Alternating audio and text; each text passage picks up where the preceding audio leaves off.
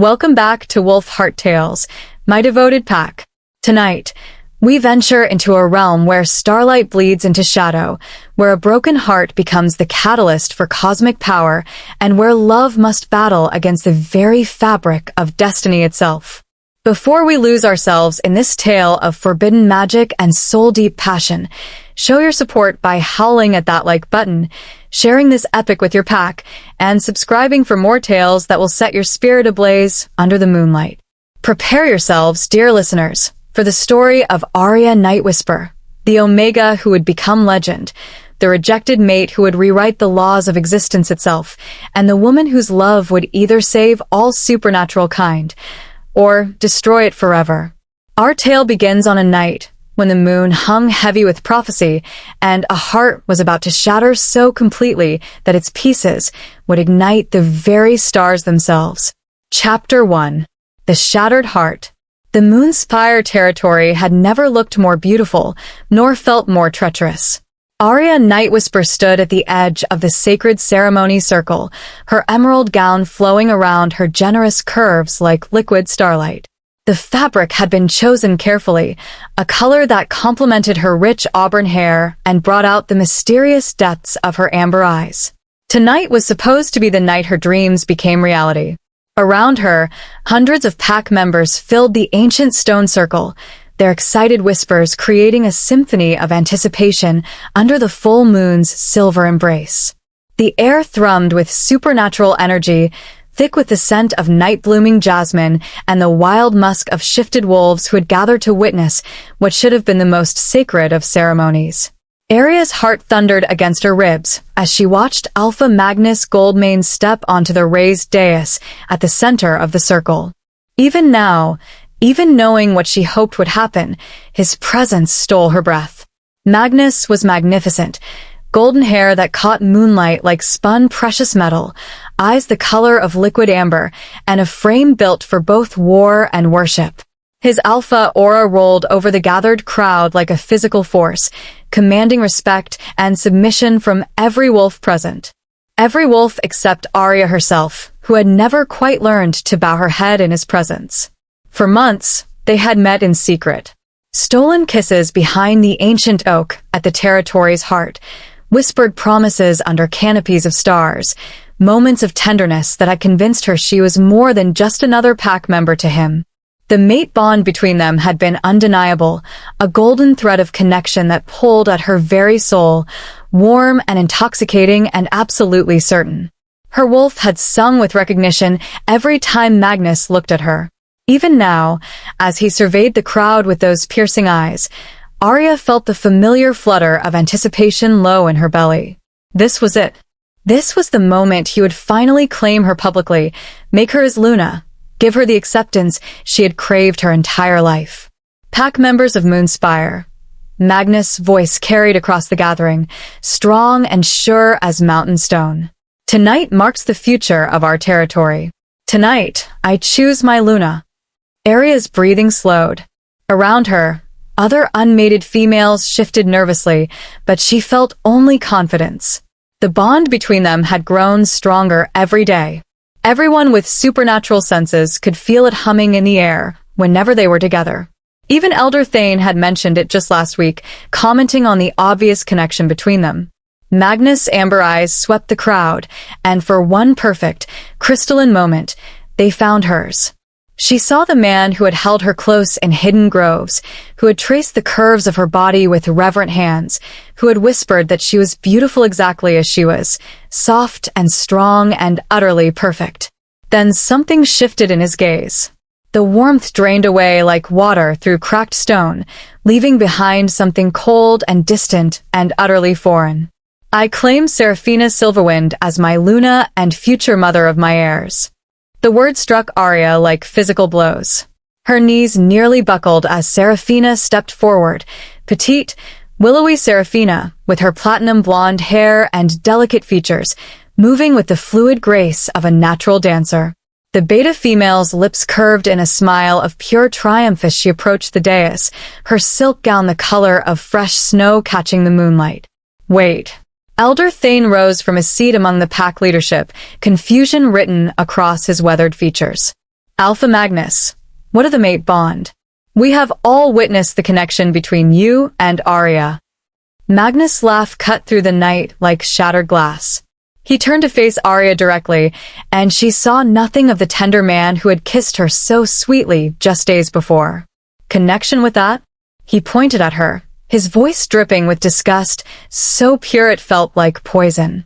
I may have felt some minor physical attraction, but I refused to saddle myself with such an inadequate mate. The ceremony ground fell into a silence, so complete that Aria could hear her own heartbeat thundering in her ears. She felt every eye in the gathering turn to her, burning with pity, embarrassment, and a judgment that cut deeper than any blade. Look at her, Magnus continued, his voice growing louder, more confident with each cruel word. Soft where she should be strong, curved where she should be lean, round where she should be angular. How could I present such a Luna to neighboring packs? My children would be weak, just like their mother. No, I need a Luna who embodies what leadership should look like, elegant, refined, worthy of standing beside an alpha. Gasps echoed through the crowd, but Aria barely heard them. The world had narrowed to Magnus' amber eyes, now hard as winter stone, and the words falling from his lips like drops of liquid fire. Each syllable branded itself into her memory, each insult a scar that would never fully heal. Magnus, she whispered, her voice barely audible over the roaring in her ears. You said you loved me. You said I was perfect. His smile was beautiful and terrible, like sunrise over a battlefield. I lied. Did you really think I could love someone like you? You were convenient entertainment while I waited for someone worthy of my attention. Nothing more.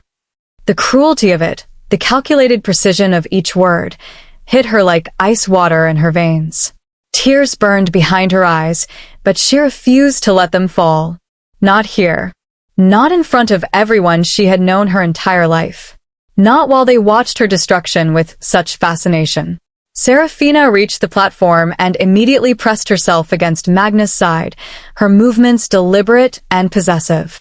Finally, she purred, loud enough for the gathered pack to hear. I was wondering when you would stop playing with the fat Omega and choose a real woman. Laughter rippled through sections of the crowd, harsh, mocking sounds that made Aria's stomach twist with humiliation. She recognized some of the voices, pack members who had smiled at her just hours before, who had pretended to be friends. Now they looked through her as if she had become invisible, or worse, as if she were something distasteful they had accidentally stepped in. This is wrong, came a voice from the crowd. Aria turned to see her friend Lydia pushing through the group, her face flushed with righteous anger. You can't just ignore the mate bond like this, Magnus. The moon goddess herself chose. The moon goddess made a mistake. Magnus cut her off, his alpha command ringing with finality. I am the alpha of this pack, and I choose based on strength, beauty, and worthiness. Aria possesses none of those qualities. Lydia reached Aria's side and grabbed her arm, her touch gentle but urgent. Don't listen to him, she whispered fiercely. He's being cruel for sport. This isn't about you. It's about his own insecurities. But the damage was spreading like poison through water. Pack members began turning away from Aria, their faces showing everything from pity to disgust to simple discomfort. Some whispered behind their hands, others simply looked through her as if she had ceased to exist. She always was too big, someone muttered in the crowd. I never understood the attraction anyway. Poor thing. How embarrassing. Each comment felt like another knife twisting in her chest. These were her pack mates, people she had grown up with, people she had considered family. Now they were dissecting her humiliation like vultures picking clean bones. Magnus raised his hand for silence, his alpha authority making the entire gathering fall quiet instantly. Let this be a lesson to all unmated females.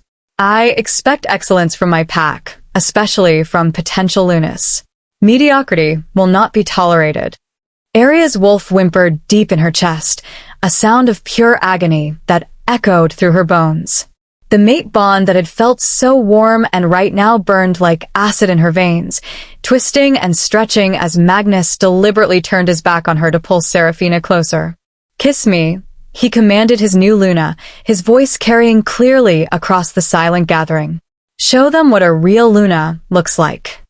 Seraphina eagerly complied, throwing her arms around his neck and pressing her lips to his in a display that was theatrical and deliberately cruel. The kiss was meant to drive the blade deeper into Aria's heart, and it succeeded beyond measure. The sight of them together, Magnus' hands on Seraphina's tiny waist, the way she molded herself against him with practiced ease, made bile rise in Aria's throat. "I can't watch this," Lydia whispered, tugging on Aria's arm. "Let's go. Please." But Aria couldn't move. She stood frozen as pack members began congratulating the new couple, their voices cheerful and loud. The same people who had ignored the mate bond, who had watched her public humiliation without protest, now celebrated as if nothing significant had happened. As if her heart hadn't just been carved from her chest and fed to wolves. That's when she felt it, a strange warmth blooming in her chest, different from the mate bond entirely. This was something else, something that made her skin tingle and her pulse race for reasons she couldn't understand. The sensation spread through her body like liquid starlight, foreign yet oddly familiar, as if something long dormant was finally stirring to life. For a moment, the pain of rejection faded, replaced by something that felt almost like power. "Aria," Lydia's voice sounded far away. "Are you all right? You're glowing." "Glowing?" Aria looked down at her hands and gasped.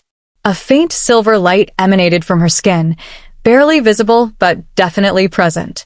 The warmth in her chest pulsed stronger, and suddenly she could hear everything, every whispered insult, every heartbeat, every breath in the clearing.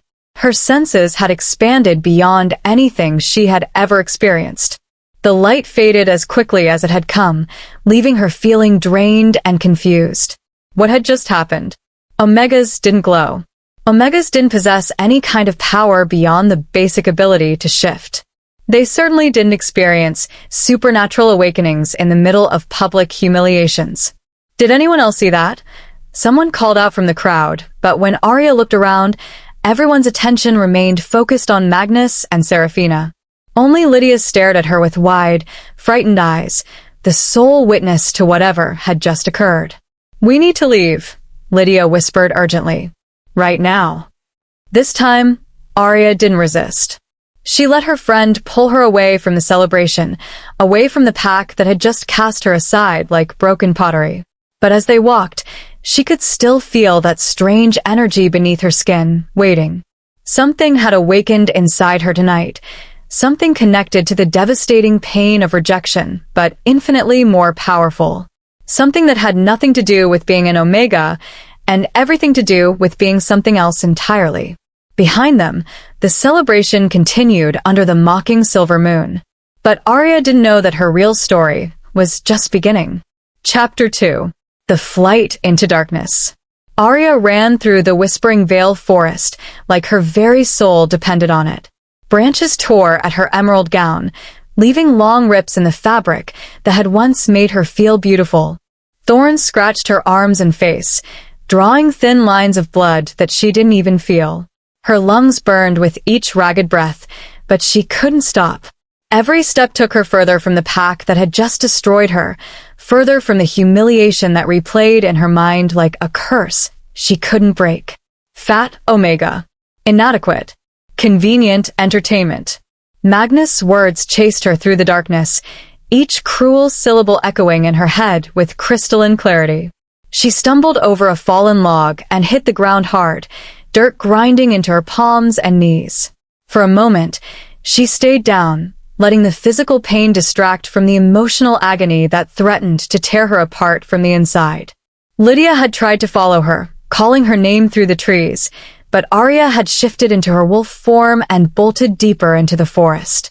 Her friend meant well, but right now kindness would only make her cry, and she refused to give Magnus or anyone else that satisfaction. She wouldn't be weak. Not anymore. She pushed herself up and kept moving, her wolf driving her forward with desperate energy. The familiar boundaries of Moonspire territory began to fade, replaced by something wilder and more dangerous. Ancient pines stretched toward a canopy so thick it blocked most of the moonlight, their massive trunks covered in moss that glowed faintly with bioluminescent fungi. This was the neutral lands, territory that belonged to no pack, where rogues and outcasts made their homes among creatures that had never learned to bow to alpha authority. Pine needles crunched under her bare feet as she reached a weathered stone marker that warned all wolves to turn back. Beyond this point lay true wilderness, and beyond that, the shadowed realm of the Shadow Thorn territory. Aria stared at the marker, her heart hammering against her ribs. Crossing into the neutral lands without alpha permission meant exile. She could never return to Moonspire, never see Lydia again, never sleep in her childhood bed or help her grandmother tend the pack gardens. Everything she had ever known would be lost forever. But what was left for her there anyway? A life of whispered insults and pitying looks? Watching Magnus parade his perfect Luna around while she withered away in the shadows, a constant reminder of his cruel rejection? She stepped across the marker. The forest changed almost immediately. The trees grew taller and more twisted, their branches forming a canopy so dense it created perpetual twilight even in the middle of the day.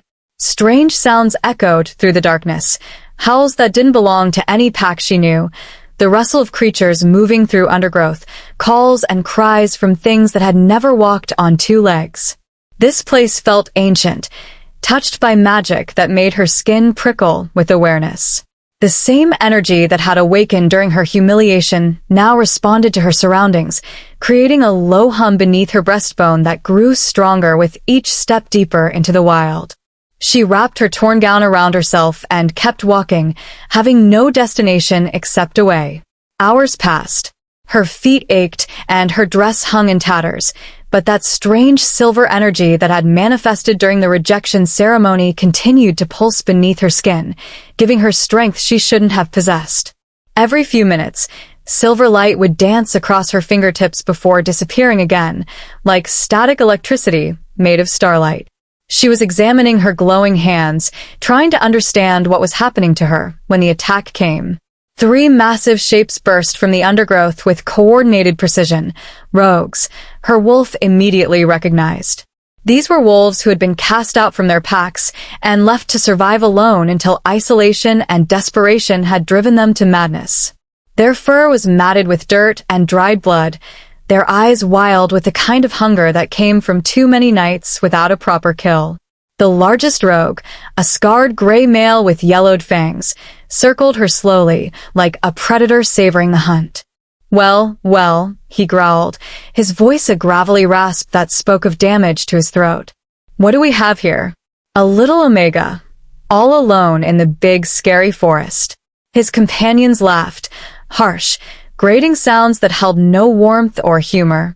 One of them, a female with patches of missing fur and scars covering half her face, licked her lips with deliberate slowness.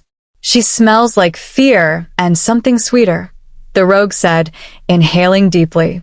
Shame and fresh tears. My favorite combination. Please, Aria whispered, backing against the massive trunk of an ancient oak. I don't want any trouble. I'm just passing through. Oh, but trouble found you anyway, the gray male grinned, revealing teeth that had been filed to points. See, we haven't had a proper meal in days, and Omega meat is so tender. They closed in with the patience of experienced hunters, taking their time because they knew she had nowhere to run.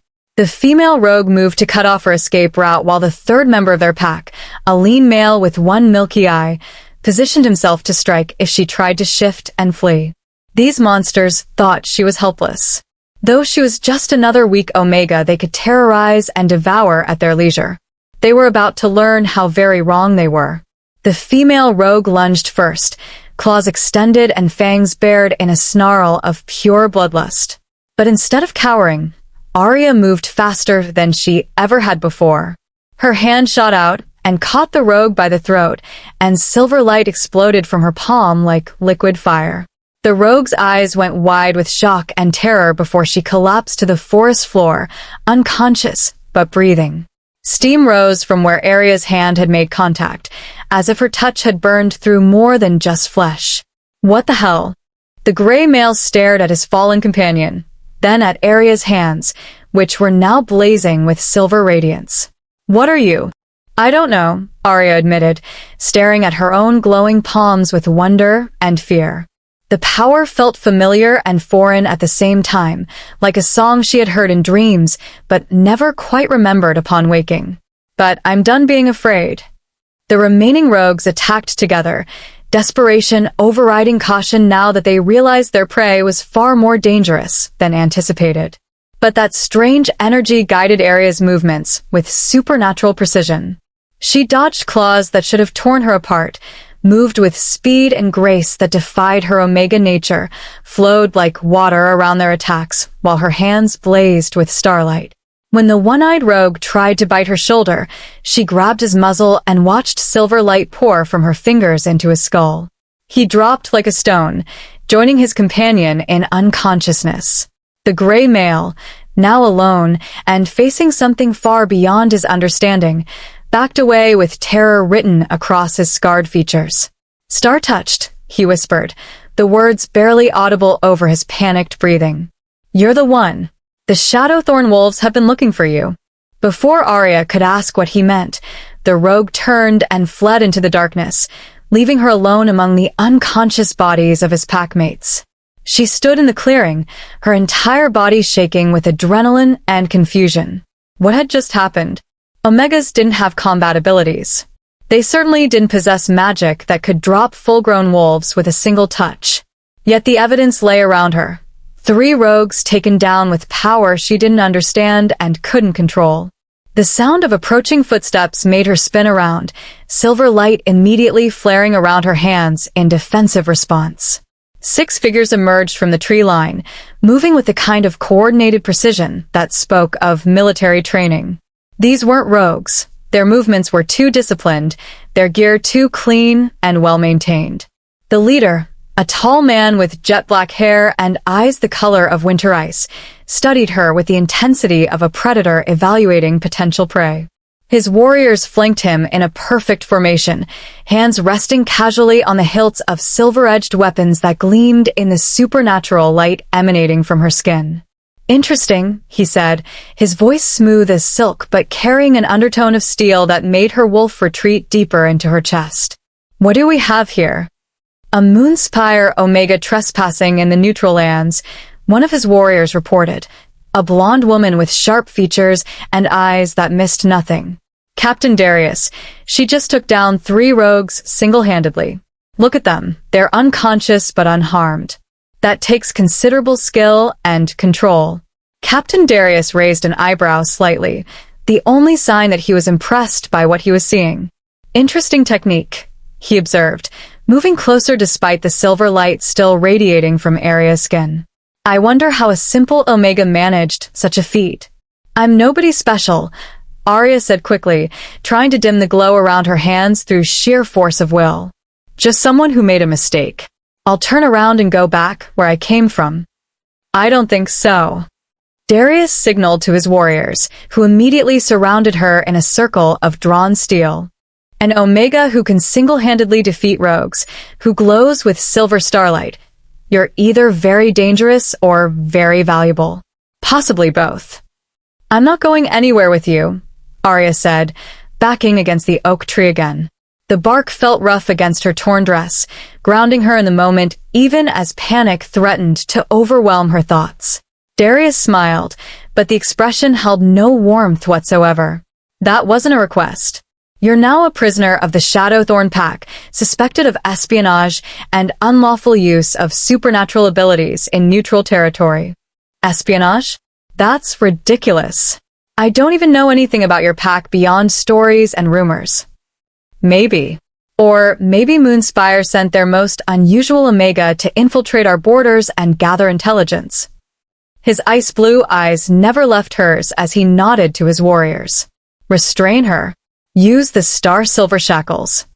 2 warriors moved forward with chains that seemed to absorb light rather than reflect it. The metal looked like captured pieces of night sky, dark and cold, and somehow hungry. When they secured the shackles around her wrists, Aria had to bite back a cry of pain. The star silver burned against her skin with frigid fire, and worse, it seemed to drain the silver energy right out of her body. "This is a mistake," she said through gritted teeth, refusing to show weakness even as the shackles sent waves of numbing cold through her arms. "I'm not a spy. I'm not a threat. I'm just someone who lost everything and made a stupid decision." "That's what they all say," Darius replied with practiced indifference.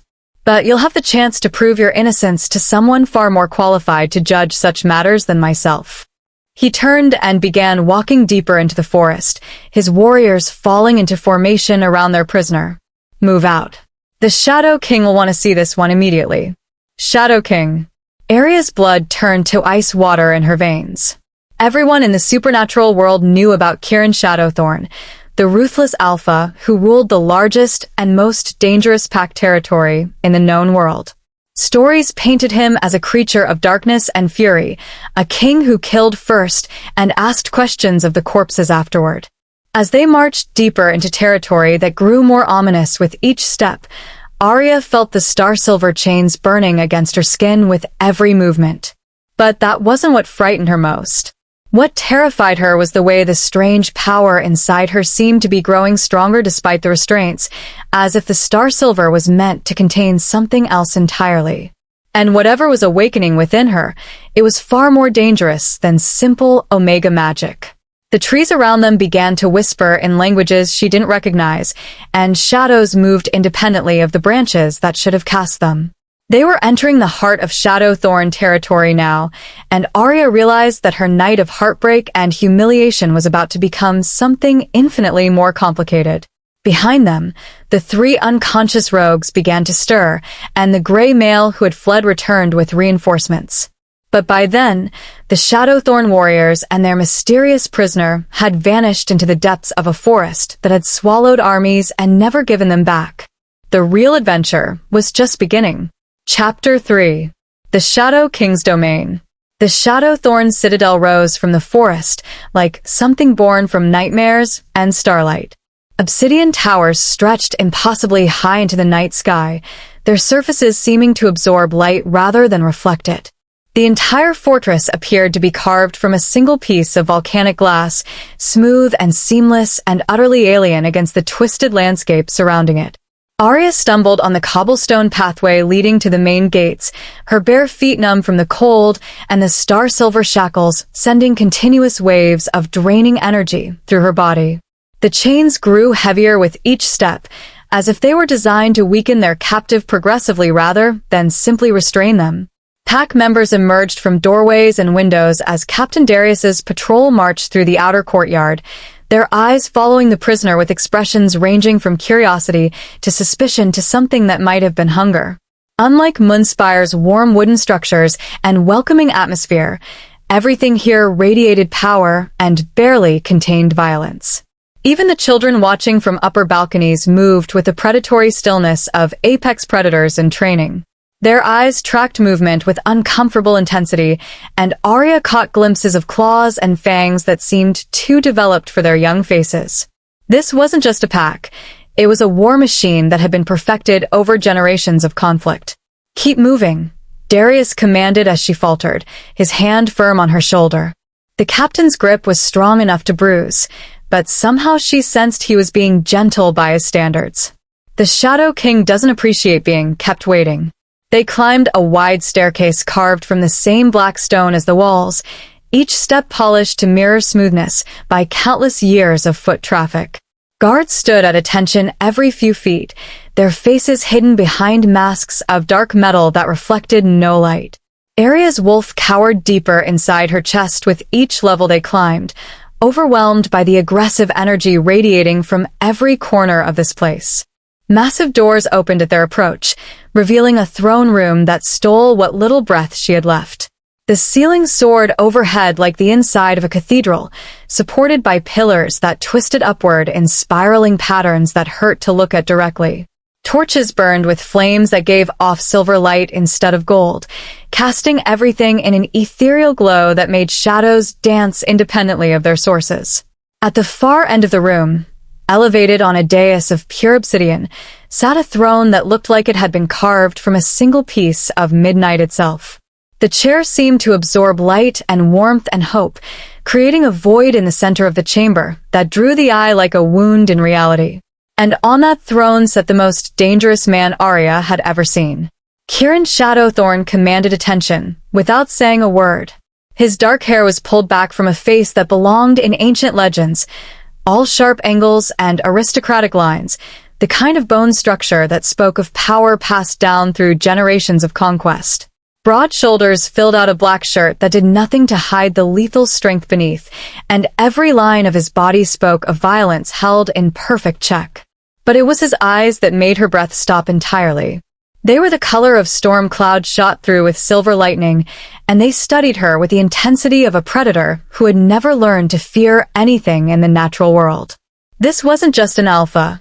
This was a king who had earned his title through blood and will and the kind of ruthless intelligence that could reshape nations. "Approach," his voice rumbled across the throne room, deep and rough like distant thunder. The single word carried such absolute authority that Aria's feet moved without conscious thought, carrying her down the long aisle between rows of pack members who had gathered to witness whatever was about to unfold. The star-silver chains clinked with each step, the only sound in the deadly, quiet chamber. She stopped at the base of the obsidian dais, forcing herself to meet those merciless gray eyes even though every instinct screamed at her to look away, to submit, to show the proper deference to a predator who could end her life with a gesture. So, Kieran leaned forward slightly, his elbows resting on his knees as he studied her like a puzzle he was particularly interested in solving. "Captain Darius tells me you're a Moonspire spy." "I'm not a spy," Aria replied, proud that her voice remained steady despite the terror coursing through her veins. The silver energy beneath her skin flickered weakly against the star-silver's suppression, like a candle flame in a hurricane. One dark eyebrow rose, with what might have been amusement. "No? Then what exactly are you doing in my territory, Omega?" The way he said the word Omega made it sound like an insult, but there was something else in his tone, a curiosity that suggested he wasn't entirely convinced by her apparent rank. "I'm someone who made a mistake," she said, lifting her chin with defiance she didn't entirely feel. "Nothing more." "Interesting." Kieran stood, and Aria had to tilt her head back to maintain eye contact. He was massive, easily the tallest and most powerfully built man she had ever encountered, with the kind of presence that made grown warriors step back involuntarily. "Because my scouts tell me you single-handedly defeated 3 rogues using abilities no Omega should possess." He descended the steps slowly, each footfall echoing through the silent chamber. When he reached her level, that overwhelming presence hit her like a physical force, making her wolf whimper and press closer to her spine. This close, she could smell his scent, winter pine and steel, and something wild that made her pulse race for reasons she refused to examine. "Tell me," he continued, beginning to circle her like a shark scenting blood, "what pack trains their Omegas to fight with starlight magic?" "Nobody trained me to do anything," she said, turning to keep him in sight as he moved around her. "I don't understand what happened in that clearing any more than you do." Kieran stopped directly in front of her, close enough that she could feel the heat radiating from his body despite the supernatural chill that seemed to follow him everywhere. "You expect me to believe that you just spontaneously developed combat magic? That's quite a coincidence for someone found wandering through neutral territory toward my borders. I expect you to believe the truth." Frustration bled into her voice despite her best efforts to stay calm. "I left Moonspire because I had nowhere else to go. I fought those rogues because they were going to kill me. Everything else, the glowing, the magic, whatever this is, I have no more answers than you do." Something flashed in his storm-gray eyes, too quick to identify before his usual cold mask slammed back into place. He moved even closer, and suddenly his hand was at her throat, not squeezing, just resting against her pulse point with deadly gentleness. The contact sent electricity shooting through her nervous system, and her traitorous body responded with a flush of heat that had nothing to do with fear. "I think you're lying," he said softly, his thumb tracing the line of her racing pulse with devastating precision. I think you know exactly what you are and what you're capable of. The question is whether you're here to use those abilities against my pack. The touch was doing impossible things to her ability to think clearly. Her wolf, which had been cowering in terror moments before, suddenly perked up with interest that bordered on fascination. This was wrong on every level. She was a prisoner, he was her captor, and the scent of winter pine and steel was making her head spin with unwanted attraction. I'm not lying, she whispered, hyper-aware of how his thumb continued its gentle movement against her skin. I don't understand what's happening to me any more than you do. Something shifted in his expression, surprise, perhaps, or recognition of a truth he hadn't expected to find. For just a moment, she glimpsed something vulnerable beneath the layers of ice and authority, something that looked almost like loneliness. Then he dropped his hand and stepped back, putting safe distance between them that felt like both relief and loss. Lock her in the Tower of Echoes, he commanded, and guards immediately moved forward to escort her away. Full security detail. If she really is what I think she is, we can't afford to let her escape. Wait, Aria called out as the guards took her arms. What do you think I am? What does any of this mean? Kieran studied her for a long moment, and she could practically see him debating how much to reveal. There's a prophecy, he said finally, his voice carrying clearly across the throne room, about an Omega touched by celestial fire whose power could shift the balance between all supernatural territories. Some say she'll bring unity and peace. Others believe she'll bring destruction beyond imagining. The words hit her like physical blows.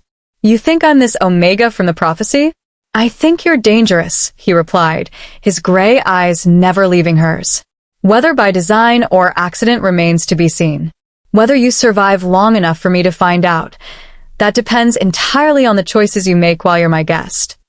As the guards led her from the throne room, Aria caught one last glimpse of the Shadow King standing alone on his obsidian dais, surrounded by courtiers and advisors, but somehow radiating a solitude so profound it made her chest ache with sympathy she had no right to feel. The Tower of Echoes turned out to be exactly what it sounded like, a circular chamber high above the main fortress, where every sound seemed to bounce endlessly off the curved stone walls. A narrow bed, a washstand, and a single window that looked out over the sprawling Shadowthorn territory were the only furnishings. The star-silver chains remained locked around her wrists, their cold weight a constant reminder of her captivity.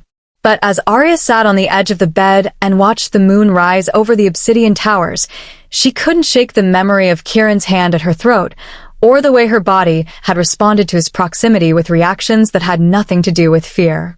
She was a prisoner of the most dangerous alpha in the known world, possibly the subject of an apocalyptic prophecy, and her life had become more complicated than any nightmare she could have imagined.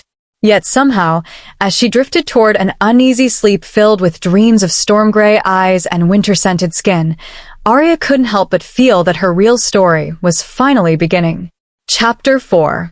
The Bargain of Shadows. 3 days in the Tower of Echoes had taught Aria several things about her captor. First, Kieran Shadowthorn was methodical in his cruelty. Her meals arrived precisely on schedule, but they were barely enough to sustain her. Second, he was patient as winter itself, no interrogations, no demands, just the slow psychological pressure of isolation and uncertainty. Third, he was far more observant than she had initially realized. The star-silver shackles had been replaced twice now, each new set lighter and less restrictive than the last. It wasn't mercy, she had realized on the second morning. It was experimentation. He was testing how her strange abilities responded to different levels of suppression, measuring her reactions like a scholar studying a particularly interesting specimen. The sound of approaching footsteps broke her from these dark thoughts. Multiple sets of boots on stone, moving with the coordinated precision that meant official business. Aria rose from her position by the narrow window, smoothing down the simple gray dress that had replaced her torn gown. If she was going to face whatever came next, she would do it standing. Captain Darius appeared at her cell door, his ice-blue eyes as unreadable as ever. Behind him stood 2 guards she didn't recognize, along with someone who made her breath catch in her throat, a woman whose beauty was so perfect it seemed almost unnatural. The newcomer had hair like spun moonlight, skin that seemed to glow with inner radiance, and violet eyes that held depths of knowledge that spoke of centuries rather than decades. She moved with fluid grace that made even Darius's military bearing look clumsy by comparison, and power radiated from her in waves that made Aria's suppressed magic stir restlessly. "The Shadow King requests your presence," Darius announced, producing a key for the star-silver shackles. "Try anything foolish, and Counselor Lyralii here will turn you into something considerably less mobile." Counselor Lyralii smiled, revealing teeth that were just slightly too sharp. "Oh, I do hope she tries something," the woman said in a voice like honey poured over steel. "It's been so long since I've had an opportunity to demonstrate why I'm the Shadow King's chief magical advisor." The shackles fell away from Aria's wrists, and immediately she felt the silver energy beneath her skin surge back to life. It was still suppressed. Something about the tower itself seemed designed to dampen supernatural abilities, but the relief of having full circulation return to her hands was almost overwhelming. They escorted her through corridors she hadn't seen before, past chambers filled with ancient books and laboratories where strange lights flickered behind frosted glass. The deeper they went into the citadel, the more she could feel layers of protective magic woven into the very stones. This wasn't just a fortress, it was a repository of supernatural knowledge that had been accumulated over centuries. "Tell me, little Omega," Lyralii said as they walked, her voice carrying the kind of casual menace that suggested she was making conversation while deciding which limbs to remove first. "What do you know about the Celestial Codex?" "Nothing," Aria replied honestly. "I've never heard of it." "Fascinating. Then you have no idea why your particular combination of abilities would be mentioned in prophecies written before the first packs learned to organize themselves into territories." The implication hit her like cold water. "Are there written records about someone like me?" "Written records, carved tablets, cave paintings, oral traditions passed down through a dozen different supernatural bloodlines." Lyralii's smile grew wider and more predatory. "You've caused quite a stir in academic circles, my dear." Though most scholars assumed the Starfire Oracle was metaphorical rather than literal. Before Aria could ask what a Starfire Oracle was supposed to be, they arrived at their destination, a chamber that was part library, part laboratory, and part magical workspace. Ancient texts lined the walls from floor to ceiling, their leather bindings cracked with age. Tables covered in arcane instruments and glowing crystals filled the central space, while symbols drawn in what looked like liquid silver decorated every available surface. Kieran stood with his back to them, studying a massive tome that lay open on a lectern carved from what appeared to be a single enormous amethyst. He'd changed from his formal court attire into more practical clothing, black leather that hugged his powerful frame and boots designed for movement rather than ceremony. Somehow, this version of the Shadow King seemed even more dangerous than the one who held court from his obsidian throne. "Leave us," he commanded without turning around. Darius and the guards withdrew immediately, but Lyralii hesitated. "Are you certain that's wise, my lord? If she truly is what the prophecies describe, then she's far too valuable to risk damaging through premature aggression." Kieran finally turned, and his storm-gray eyes found Aria's immediately. "Besides, I doubt our guests are foolish enough to try anything energetic while surrounded by centuries' worth of magical research." The threat was subtle, but unmistakable. If she lost control of her abilities in this room, she could destroy knowledge that could never be recovered. It was exactly the kind of psychological pressure she was beginning to expect from him. Elegant, effective, and utterly ruthless. After Lyralii departed with obvious reluctance, Kieran gestured toward one of the tables.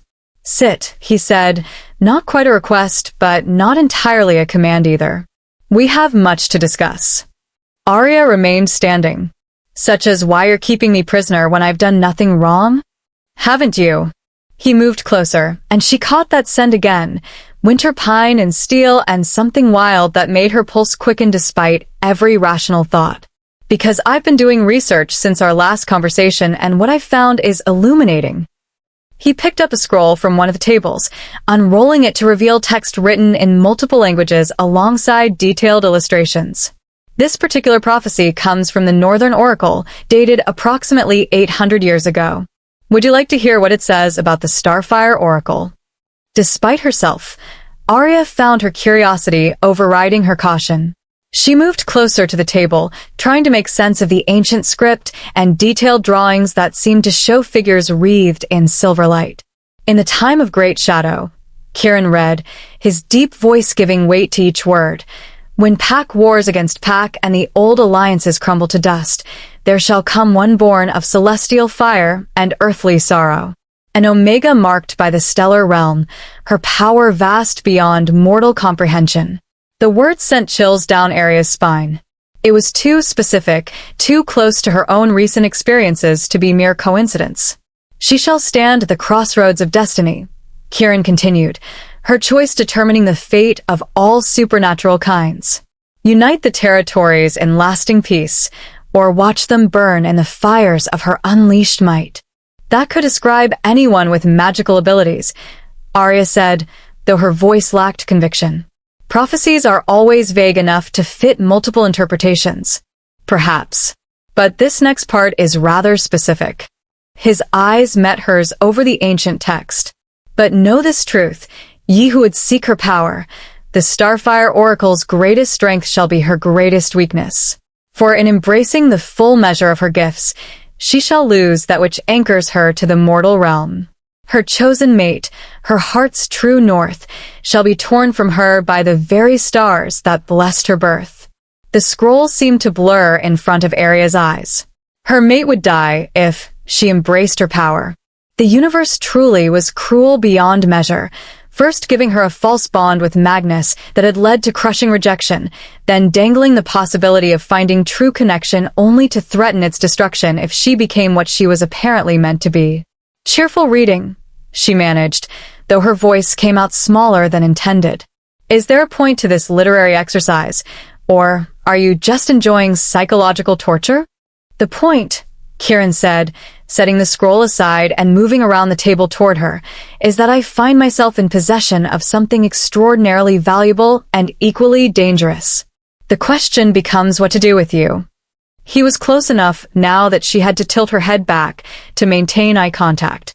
This near, she could see flecks of silver in his gray eyes and could count the faint scars that marked his jaw and throat. Evidence of battles fought and survived, of a life lived on the edge of violence. My advisors want me to execute you, he said conversationally, as if they were discussing the weather rather than her potential death. A rogue Omega with uncontrolled abilities and possible connections to enemy territories, they see you as a threat that needs immediate elimination. And what do you see? The question escaped before she could stop it. Something shifted in his expression, a crack in the ice that revealed depths she wasn't prepared for. I see someone who's been broken and is still learning how to be whole again. Someone whose power is matched only by her complete lack of understanding about what she's capable of. His voice dropped to barely above a whisper. Someone who reminds me of myself before I learned that strength and cruelty were the only currencies that mattered in this world. The admission hung between them like a bridge neither of them was quite ready to cross.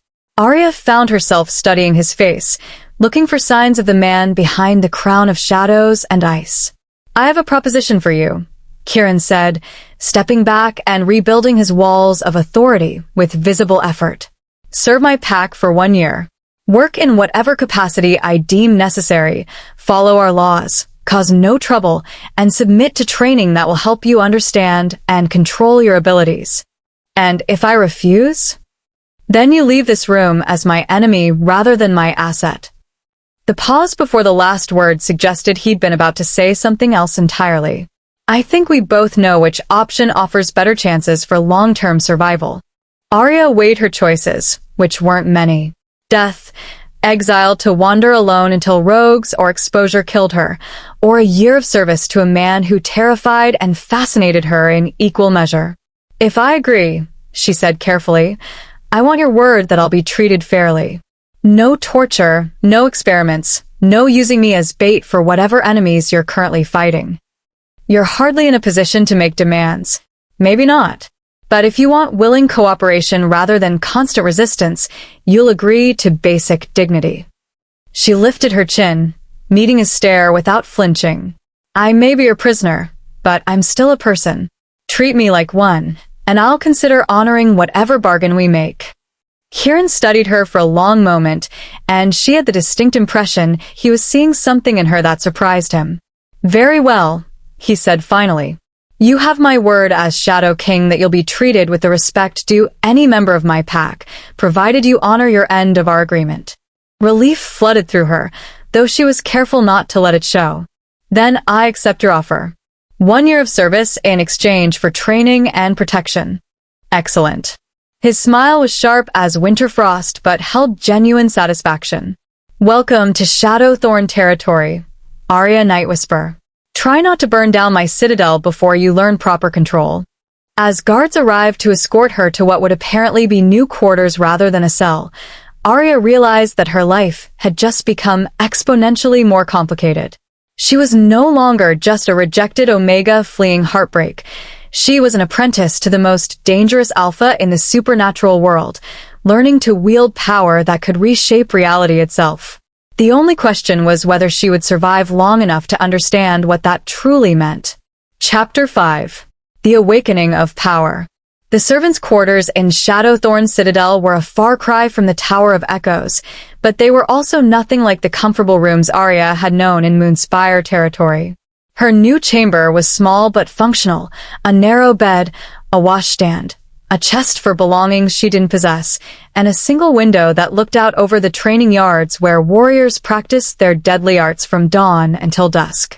She'd been here for 2 weeks now, falling into a routine that was both exhausting and oddly comforting. Days began before sunrise in the kitchens, where she scrubbed pots and hauled water under the sharp supervision of Cook Meredith, a stern-faced woman who seemed to view every task as a test of character.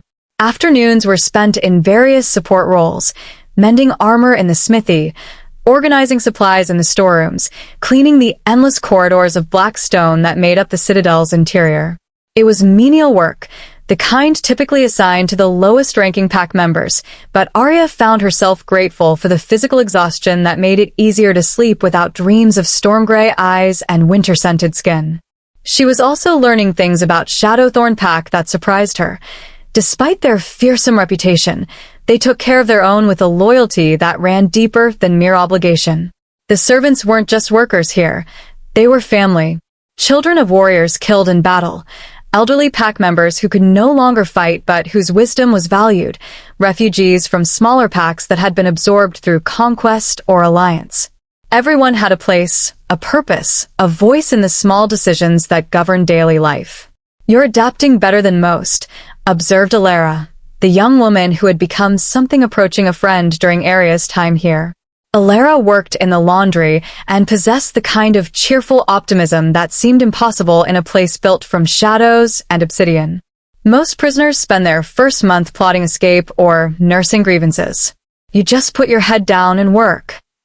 They were hanging sheets to dry in the courtyard behind the kitchens, taking advantage of the brief afternoon sunshine that managed to penetrate the Citadel's perpetual twilight. The physical labor felt good after so many years of the sedentary life expected of Omegas in traditional pack hierarchies. What would be the point of plotting? Aria asked, pinning a pillowcase to the line with practiced efficiency. Kieran, the Shadow King, could track me down within hours if I tried to run. And where would I go? Back to Moonspire to face more humiliation. So, you're planning to honor your agreement? The full year of service. The question was asked casually, but Aria caught the underlying curiosity. Word had spread through the servants' quarters about the unusual bargain their king had struck with his mysterious prisoner. Most seemed to view her with cautious interest rather than hostility, though she occasionally caught whispers about her strange abilities and the silver light that sometimes flickered around her hands when she was particularly tired or emotional. I gave my word, Aria said simply. That still means something, even if I'm not sure what I'm agreeing to serve. Before Alara could respond, commotion erupted from the direction of the main training yard. Shouts echoed off the stone walls, followed by the distinctive sound of steel meeting steel in combat that was far more intense than routine practice sessions. "What's happening?"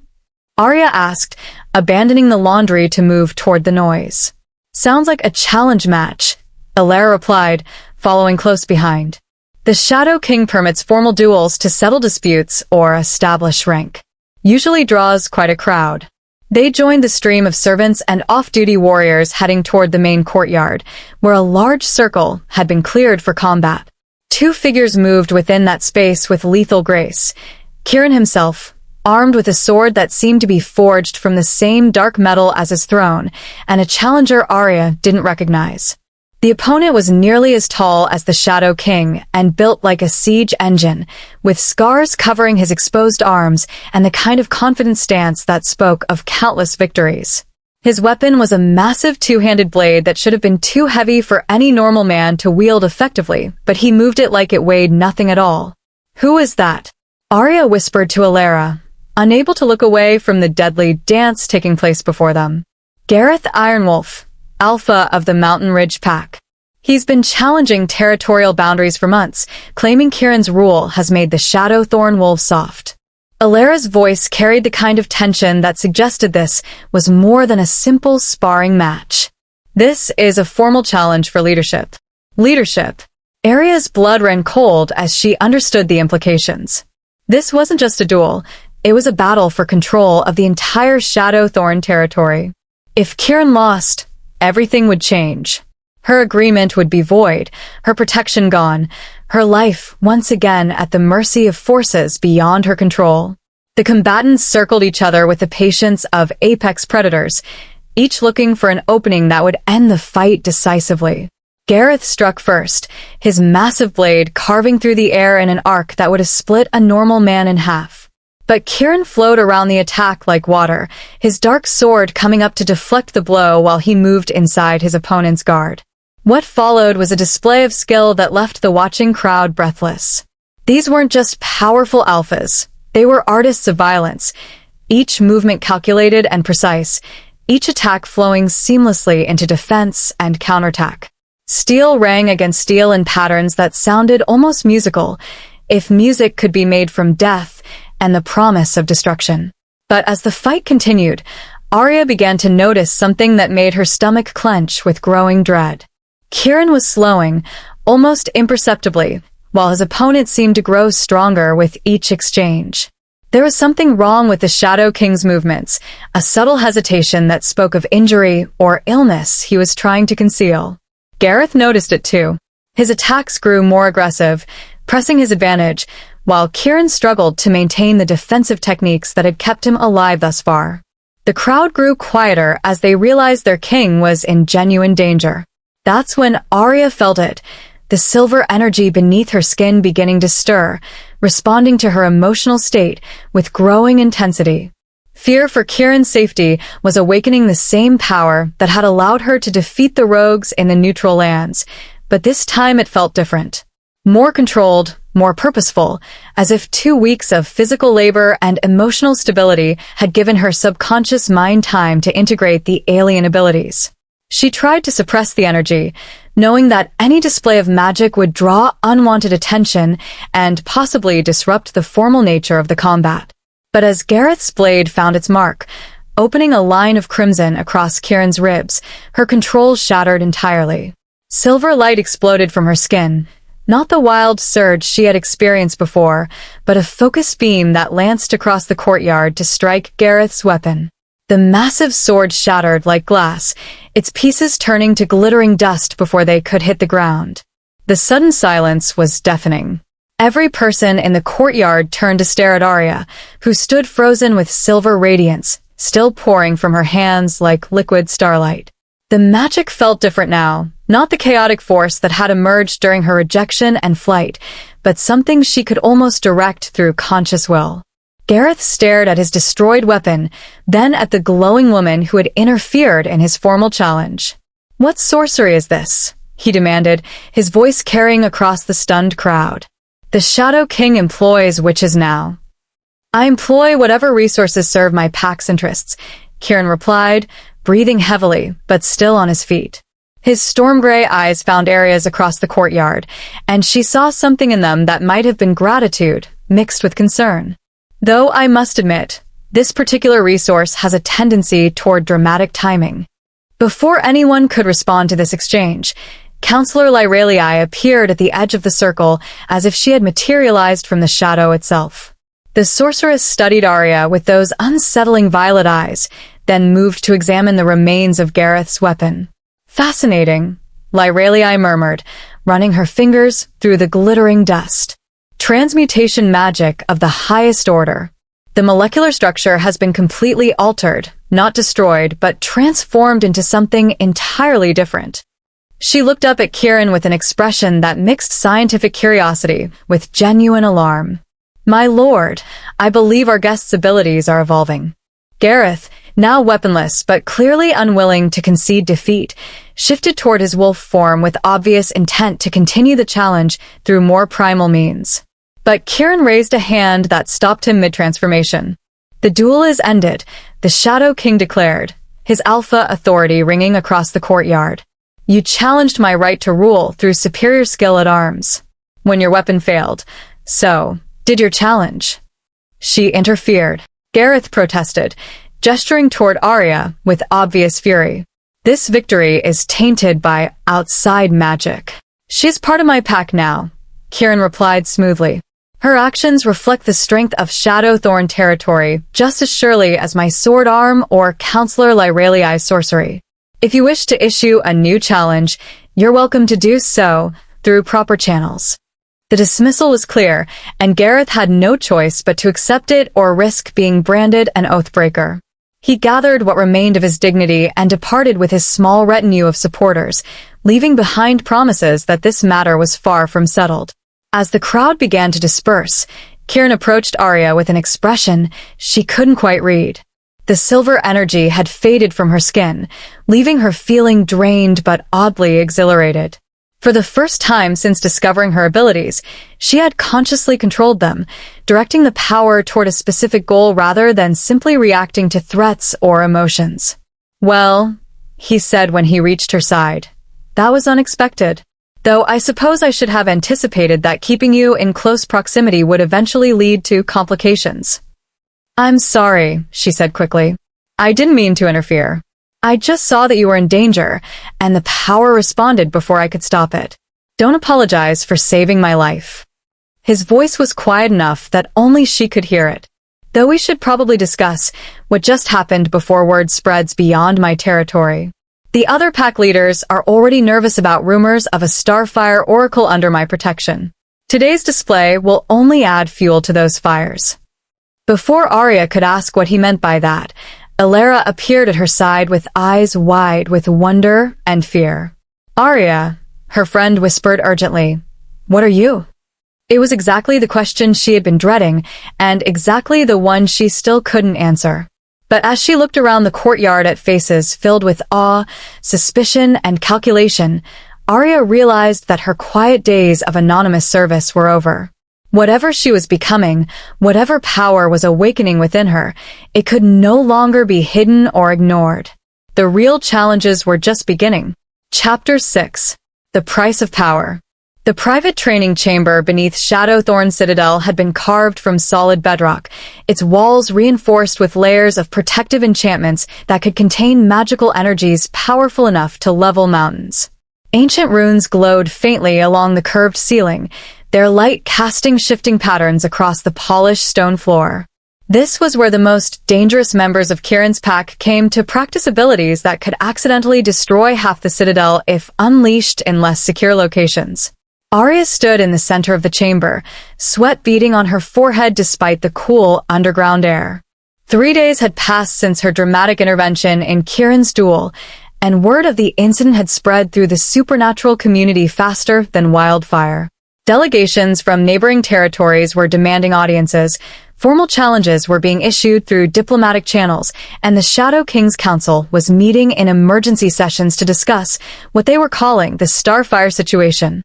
Again, commanded Counselor Lyralii from her position near the chamber's entrance.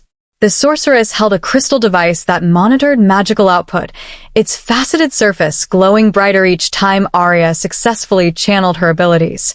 This time, try to maintain the energy flow for a full minute before releasing it. Aria closed her eyes and reached for the silver power that had become as much a part of her as her own heartbeat. Over the past weeks of intensive training, she had learned to feel it constantly, a warm presence beneath her breastbone that responded to her emotions and intentions like a faithful companion. The trick was learning to direct it rather than simply letting it explode outward in moments of crisis. She visualized the energy as liquid starlight flowing through her veins, gathering in her hands with purposeful intent. When she opened her eyes, silver radiance poured from her palms in controlled streams that she could shape and direct through conscious will. The light responded to her mental commands, forming geometric patterns in the air before coalescing into a sphere of pure energy that hovered between her hands. Better, Lyralii observed, making notes on a parchment covered in complex diagrams. Your control has improved dramatically, but you're still holding back. I can sense reservations in your power flow. Because the last time I didn't hold back, I accidentally vaporized a weapon and nearly caused a diplomatic incident, Aria replied, allowing the energy sphere to dissipate slowly rather than simply releasing it. Forgive me if I'm cautious about unleashing forces I don't fully understand. Caution is wise. Fear is counterproductive. The new voice belonged to Kieran himself, who emerged from the chamber's entrance with his usual silent grace. He had taken to observing her training sessions when his royal duties permitted, claiming he needed to understand the capabilities of his newest asset. Show her the meditation techniques we discussed, Lyralii. The sorceress nodded and approached Aria with a silver circlet in her hands.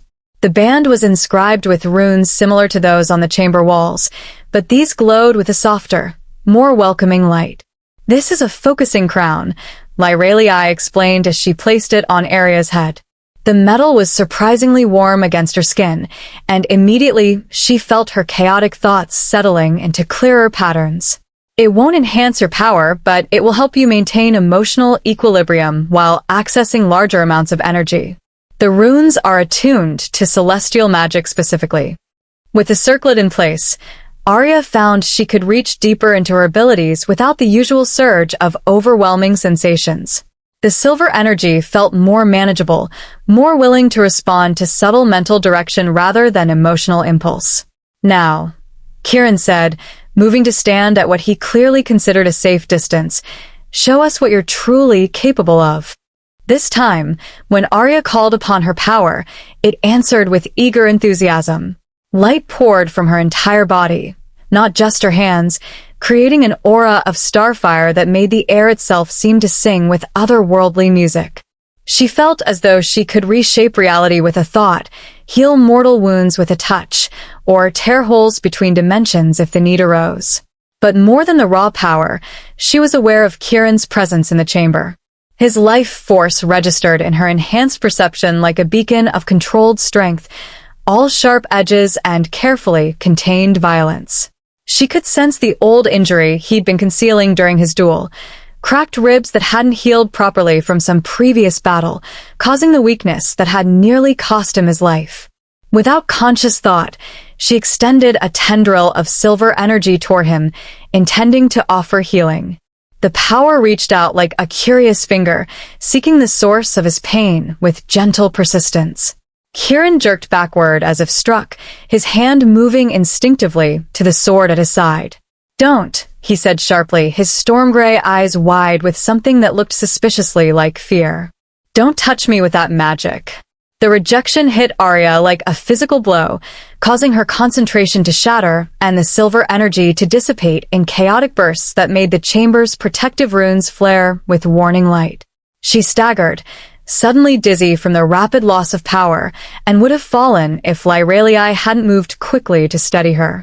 "What did you see?" the sorceress asked urgently, her violet eyes searching Aria's face with intense curiosity. "When you reached toward him with your magic, what did you perceive?" "Pain," Aria gasped, still reeling from the feedback of interrupted spell work. "Old injuries that haven't healed correctly. I thought I could help." "You could have killed him," Kieran interrupted, his voice harsh with emotions she couldn't identify. Starfire magic isn't just healing energy, Aria. In the wrong circumstances, it can burn away everything that makes a person who they are.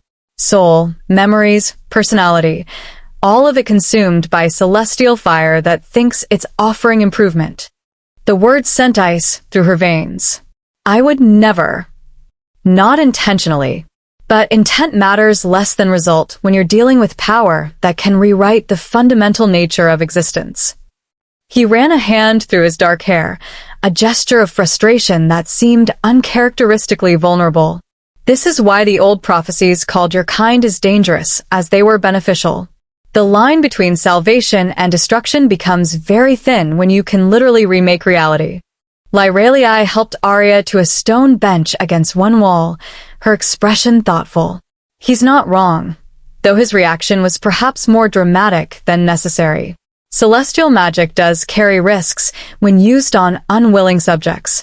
The power tends to optimize whatever it touches according to cosmic rather than mortal standards. What does that mean? Aria asked, though she wasn't entirely sure she wanted to know the answer. It means, Kieran said grimly, that your magic might decide I would be better without the experiences that shaped me. The battles that left scars, the losses that taught me caution, the pain that reminds me why certain choices matter. Starfire energy tends to view emotional wounds as damage to be healed, even when those wounds are integral to who a person has become. The implications were staggering.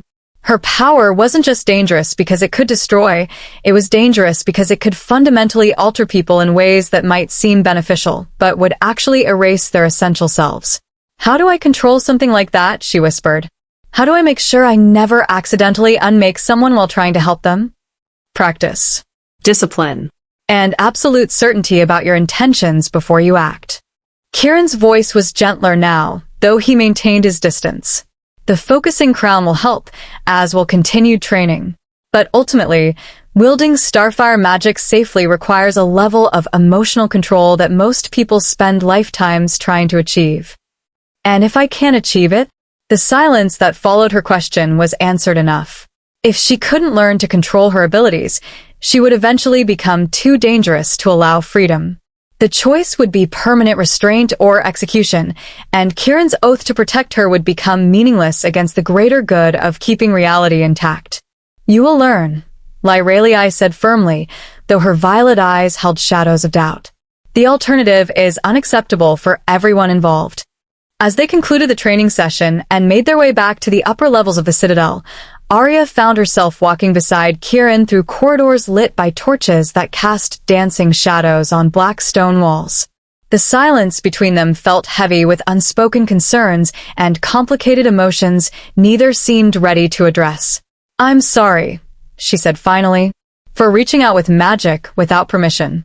I saw that you were in pain, and I just wanted to help. I know. His response was quiet, almost gentle. And that impulse to heal, to make things better, that's exactly what makes you so dangerous. Good intentions paired with cosmic-level power have destroyed more civilizations than malice ever has. The casual reference to destroyed civilizations made her stumble slightly. How many others like me have there been? According to the historical records, 7 confirmed Starfire Oracles over the past 3,000 years. 3 became great healers and teachers who established magical traditions that lasted centuries. 2 went mad from the isolation their power created and had to be contained for the greater good. Kieran paused at the entrance to the main halls, his expression grim. The other 2 triggered catastrophes that reshaped the supernatural world in ways we're still dealing with. 7 others. And only 3 had managed to use their abilities constructively, without losing themselves or others in the process. The odds weren't exactly encouraging. What made the successful ones different? Aria asked. Kieran was quiet for so long she thought he wouldn't answer. When he finally spoke, his voice carried a weight of knowledge that seemed far too heavy for one person to bear. They found anchors, he said simply. People or purposes that kept them connected to mortal concerns rather than cosmic abstractions. The dangerous ones were those who began to see themselves as gods rather than individuals with extraordinary gifts. As they reached the servants' quarters where Aria's small room waited, she found herself reluctant to end the conversation. These glimpses into Kieran's knowledge and perspective were rare, and she sensed he was sharing information he wouldn't normally discuss with anyone outside his inner council. "What kind of anchor?" she asked. He stopped at her door, his storm-gray eyes meeting hers with an intensity that made her breath catch. For a moment, she thought he might say something profound about connection and purpose and the ties that bind individuals to their humanity. Instead, he simply nodded toward her room. "Get some rest. Tomorrow we begin combat training to complement your magical education. If you're going to survive what's coming, you'll need every advantage we can provide." "What's coming?"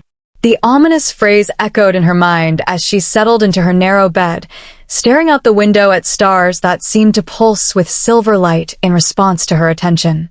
Whatever challenges lay ahead, whatever dangers her growing abilities might create, she was beginning to understand that her greatest risk wasn't losing control of her magic. It was losing herself to the isolation that power created, becoming something more and less than human until the woman named Aria Nightwhisper disappeared entirely into cosmic forces beyond mortal comprehension. The thought terrified her far more than any physical threat ever could. Chapter 7. Bonds Forged in Starfire. The combat training grounds of Shadowthorn Citadel at dawn were a study in controlled violence. Mist rose from the practice circles where warriors had been drilling since before sunrise, their weapons catching the first rays of sunlight that managed to penetrate the perpetual twilight surrounding the fortress. The air rang with the sound of steel meeting steel, punctuated by shouted commands and the occasional grunt of pain as training partners pushed each other to their limits. Aria stood at the edge of the main circle, watching Master-at-Arms Corvus demonstrate sword forms to a group of younger warriors. The grizzled veteran moved with an economy of motion that spoke of decades spent perfecting his craft, each strike flowing seamlessly into the next defensive position. There was deadly beauty in his technique, and she found herself studying the patterns with growing fascination. "Your first lesson," came Kieran's voice from behind her, "is to stop thinking like prey." She turned to find the Shadow King approaching with two practice swords in his hands. He had exchanged his usual formal attire for leather training gear that emphasized the powerful build beneath, and she had to consciously redirect her attention from the way the morning light played across his features. "I wasn't thinking like prey," she protested, accepting one of the blunted weapons. The sword was heavier than she had expected, requiring both hands to hold it steady. "You were watching Corvus like you were trying to memorize his movements so you could avoid them," Kieran observed, moving to the center of their designated practice area. "That's a prey response. Predators watch to learn how to exploit weaknesses and create opportunities." The distinction made sense, though she wasn't entirely comfortable with thinking of herself as a predator. "What if I don't want to be a predator?" "Then you'll be a victim to every predator who decides you're worth hunting." His storm-gray eyes met hers with an intensity that made her pulse quicken. "The supernatural world doesn't offer the luxury of neutrality, Aria. You're either strong enough to protect what matters to you, or you watch helplessly while others take it away." There was personal experience in those words, layers of loss and hard-won wisdom that spoke of prices paid and lessons learned through suffering. Before she could ask what he meant, Kieran was moving, his practice sword cutting through the air in a deceptively simple overhead strike. Aria raised her blade instinctively, managing to intercept his weapon more through luck than skill. The impact sent vibrations through her arms and nearly knocked the sword from her grip, but she held on with determination born of desperation. "Better," Kieran acknowledged, though his tone remained clinical. "But you're telegraphing your intentions. Watch." He demonstrated a series of attacks, each one flowing naturally from his stance and body position without the obvious preparatory movements that had characterized her defensive responses. When he struck, the sword seemed to appear at its target without warning, as if the weapon had simply chosen to be there rather than traveling through the intervening space. "Your magic gives you advantages most fighters don't possess," he continued, beginning to circle her with predatory grace. "Enhanced reflexes, supernatural awareness, the ability to see your opponent's life force. But those advantages are useless if you don't understand the fundamentals of combat." For the next hour, he put her through basic sword forms, correcting her grip, adjusting her stance, teaching her how to move with the weapon rather than simply swinging it at targets. The work was exhausting, made more difficult by the constant awareness of his proximity and the way her body responded to his occasional touches when he corrected her positioning. "You're distracted," he observed after she fumbled a particularly simple parry sequence for the third time. "I'm concentrating," she replied, wiping sweat from her forehead with the back of her hand. "You're thinking about something other than combat." His voice carried a note of amusement that she found simultaneously attractive and irritating. "What's on your mind?" The honest answer, that she was thinking about the way his hands felt when they guided her movements, about the scent of winter pine and steel that seemed to surround him, about the glimpses of vulnerability he occasionally revealed beneath his crown of shadows, was not something she was prepared to share. "I'm wondering why you're training me personally instead of assigning the task to Master Corvus or one of your other instructors," she said instead. "Because your abilities make you a unique case that requires specialized attention." Kieran lowered his practice sword, his expression growing serious. "And because there are aspects of your training that I'm not comfortable delegating to others." Before she could ask what he meant, commotion erupted from the direction of the Citadel's main gates. Horns sounded in patterns that Aria didn't recognize, followed by the organized movement of warriors taking defensive positions.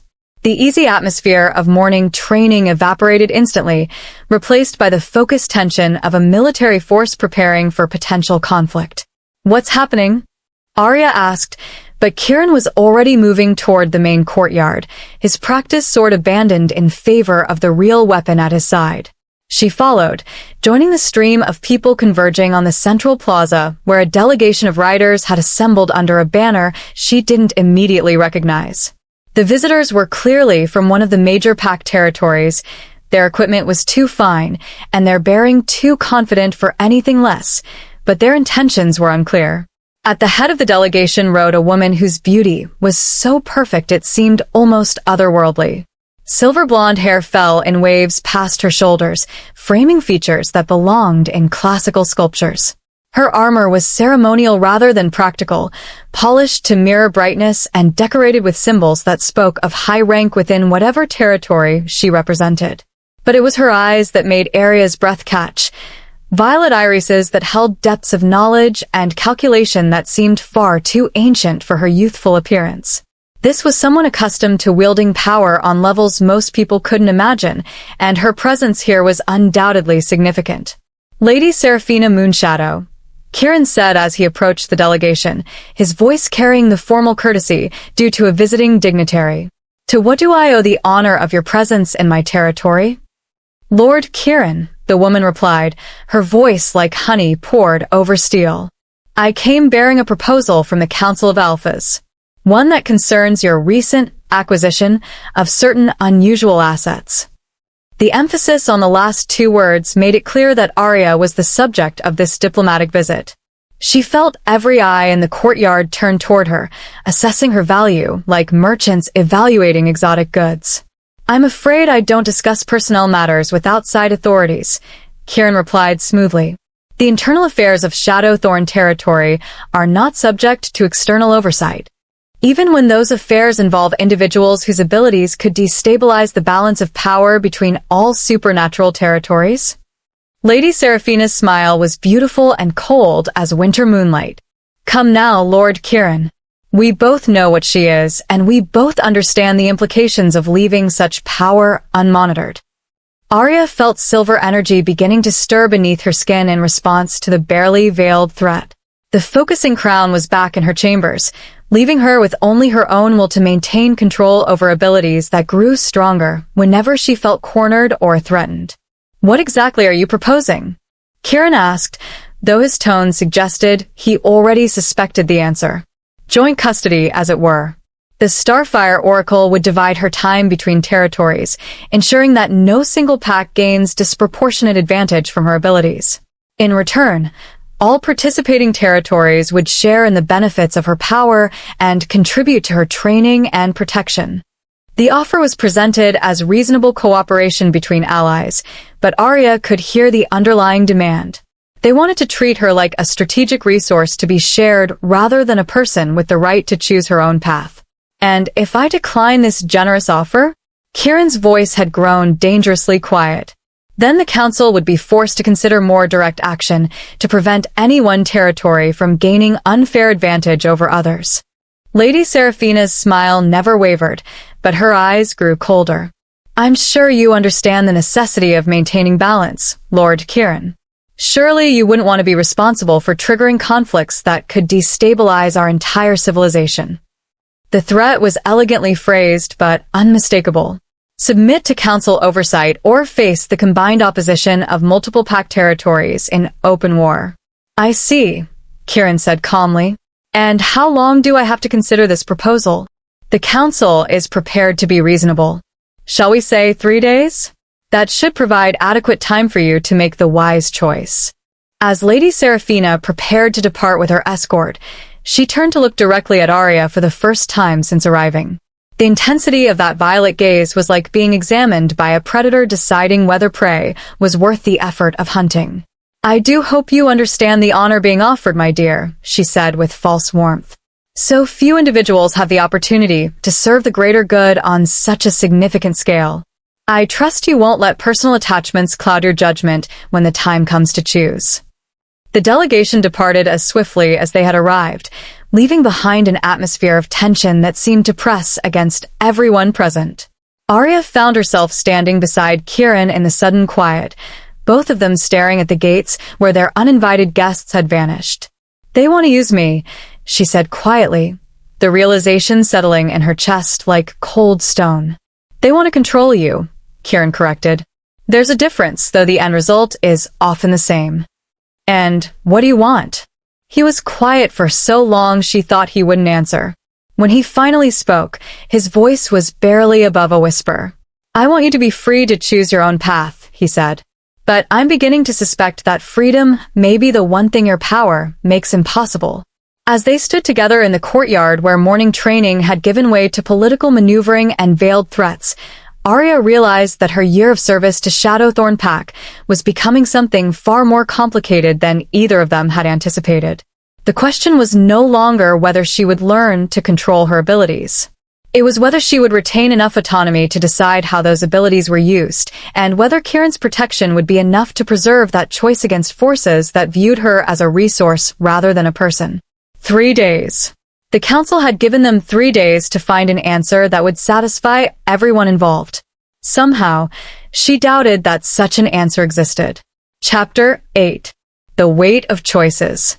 The War Council chamber beneath Shadowthorn Citadel had been carved from living rock centuries ago, its walls bearing the scars of countless strategic meetings where the fate of territories had been decided. Ancient maps covered every available surface, marked with colored pins that tracked the movements of allies and enemies across the supernatural world. The air was thick with tension and the scent of burning candles that had provided light for deliberations that sometimes lasted days. Aria sat at the far end of the obsidian table, feeling distinctly out of place among the assembled military leaders and political advisors who comprised Kieran's inner circle. She had been summoned to this meeting without explanation, told only that her input would be required for decisions that could not be made without her perspective. The Shadow King occupied his usual position at the head of the table, his storm-gray eyes reflecting the flickering candlelight as he studied reports from scouts and spies scattered throughout neighboring territories. Master-at-Arms Corvus sat to his right, the grizzled veteran's scarred hands tracing potential battle formations on a detailed map of the border regions. Counselor Lyrelii occupied the left side, her violet eyes focused on arcane calculations that covered several sheets of parchment in cramped notation. The situation is worse than we initially anticipated, Captain Darius reported from his position midway down the table. Lady Seraphina's visit wasn't just a diplomatic formality. Our sources indicate that at least 6 major pact territories have already pledged support for council intervention if we refuse their terms. 6, Kieran repeated quietly, the single word carrying volumes of grim calculation. Which territories?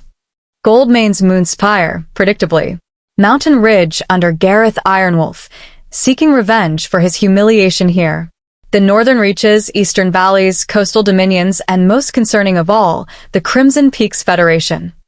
Aria felt her breath catch at the mention of Magnus territory. Her former Alpha was apparently willing to risk open warfare to gain access to abilities he had once dismissed as worthless. The irony would have been amusing if the implications weren't so dangerous. That's roughly 60,000 warriors if they coordinate properly, Master Corvus observed, his voice carrying the matter-of-fact tone of someone accustomed to calculating odds of survival. We can field perhaps 12,000, and that's including reserves and garrison troops from outlying settlements. Numbers don't tell the whole story, Lyralii interjected, looking up from her calculations. Magical assets could shift the balance significantly. But that assumes optimal deployment and coordination, which brings its own risks. All eyes turned toward Aria, and she realized they were discussing her abilities as if she were a siege engine or a strategic weapon rather than a person with opinions about her own fate. "What exactly are you planning?" she asked, proud that her voice remained steady despite the growing knot of dread in her stomach. "We're exploring all available options," Kieran replied diplomatically, though she caught the underlying tension in his tone. "The Council's ultimatum gives us limited choices, none of them particularly appealing, such as compliance with their demands, which would place you under joint custody of multiple territories with no guarantee of fair treatment or respect for your autonomy." His jaw tightened visibly. Military resistance, which would likely result in devastating casualties on all sides. Or, he trailed off, exchanging glances with his advisors that suggested they had discussed options he was reluctant to voice in her presence. "Or what?" Aria pressed. "Or we disappear," Captain Darius said bluntly, earning sharp looks from several other council members. "Extract you from the territory before the deadline, establish a secure location beyond council reach, and let the political situation resolve itself without the prize they're all fighting over." The suggestion hung in the air like a physical presence, heavy with implications none of them wanted to examine too closely. Running would mean abandoning Shadowthorn territory to whatever retaliation the council chose to inflict. It would mean making Kieran a fugitive from his own kingdom, stripping him of everything he had built over years of careful diplomacy and strategic positioning. "That's not a solution," Aria said firmly. "That's just delaying the inevitable while destroying everything you've worked to create. Better than watching you become a political chess piece moved around at the whims of alphas who see you as a resource to be exploited," Kieran replied, his voice carrying an edge of protective anger that made her pulse quicken despite the circumstances. "And what about what I want?" The question escaped with more force than she had intended, drawing surprised looks from around the table. "Does anyone here plan to ask my opinion about decisions that will determine the rest of my life?" The silence that followed was telling. They had been discussing her fate as if she were a valuable object rather than a person capable of making her own choices. The realization stung more than she had expected. "You're right," Kieran said after a long moment, his expression showing something that might have been shameful. "This is your decision to make, not ours." "What do you want, Aria?" The simple question carried more weight than any ultimatum or threat. What did she want? Freedom to choose her own path, certainly, but that seemed increasingly impossible given the cosmic significance others attached to her abilities. Safety and security, but not at the cost of others' well-being. A chance to understand and control her power without becoming defined entirely by it. And if she was being completely honest with herself, she wanted the man sitting at the head of this table to look at her like she was more than a strategic asset or political complication. "I want to stop running," she said finally. "From Magnus rejection, from responsibilities I didn't ask for, from power I don't fully understand. I'm tired of letting fear make my choices for me." "What does that mean in practical terms?" Lyralii asked, her violet eyes studying Aria with renewed interest. "It means I'm not going to let the council treat me like property to be divided among territories. It means I'm not going to hide from abilities that could help people just because they might also be dangerous. And it means I'm done pretending that the bond one feel with this pack, with this place, with..." She caught herself before saying with him and settled for, "With the life I've built here over the past weeks doesn't matter. The bond you feel, Kieran repeated, his storm-gray eyes fixed on her with uncomfortable intensity. What kind of bond? The question was loaded with implications she wasn't ready to explore, especially not in front of an audience of political and military advisors. But there was something in his expression, vulnerability hiding behind authority, that demanded honesty. The kind that makes me willing to fight for what matters instead of running from what scares me, she replied, meeting his gaze directly. The kind that makes me want to be worthy of the protection you've offered, even if I don't fully understand why you're offering it. I see. His voice was carefully neutral, but she caught the slight relaxation of tension around his eyes that suggested her answer had satisfied something he hadn't been willing to voice. So, Captain Darius said, breaking the charged moment with practical concerns, if running isn't an option and compliance isn't acceptable, that leaves military resistance. Are you prepared for what that means? War, Aria said simply. People dying because of abilities I never asked for and decisions I had no part in making. People die in wars fought over territory, resources, ideology, and ancient grudges, Master Corvus observed. At least this time, they'd be dying for the principle that individuals have the right to determine their own fate. The pragmatic assessment was both comforting and horrifying. Yes, there were worse reasons to fight and die, but that didn't make the prospect of widespread bloodshed any easier to contemplate. There might be another option, Lyralii said quietly, her attention focused on the arcane calculations covering her workspace. Something the Council hasn't considered because they don't fully understand what they're dealing with. Explain, Kieran commanded, his attention immediately shifting to his chief advisor. The historical precedents for Starfire Oracle suggest that their power tends to stabilize once they form certain types of bonds with individuals or causes that anchor them to mortal concerns. The sorceress looked up from her notes. All the successful oracles from the past had what the texts describe as soul-deep connections that prevented their abilities from overwhelming their humanity. What kind of connections? Aria asked, though something in Lyralii's expression suggested she might not want to know the answer. Mate bonds, primarily.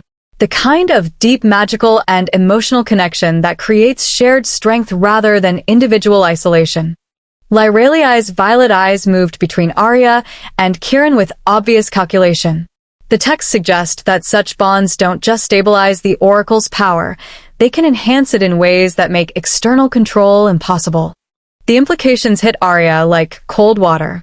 You're suggesting that forming a mate bond would somehow protect me from the Council's demands?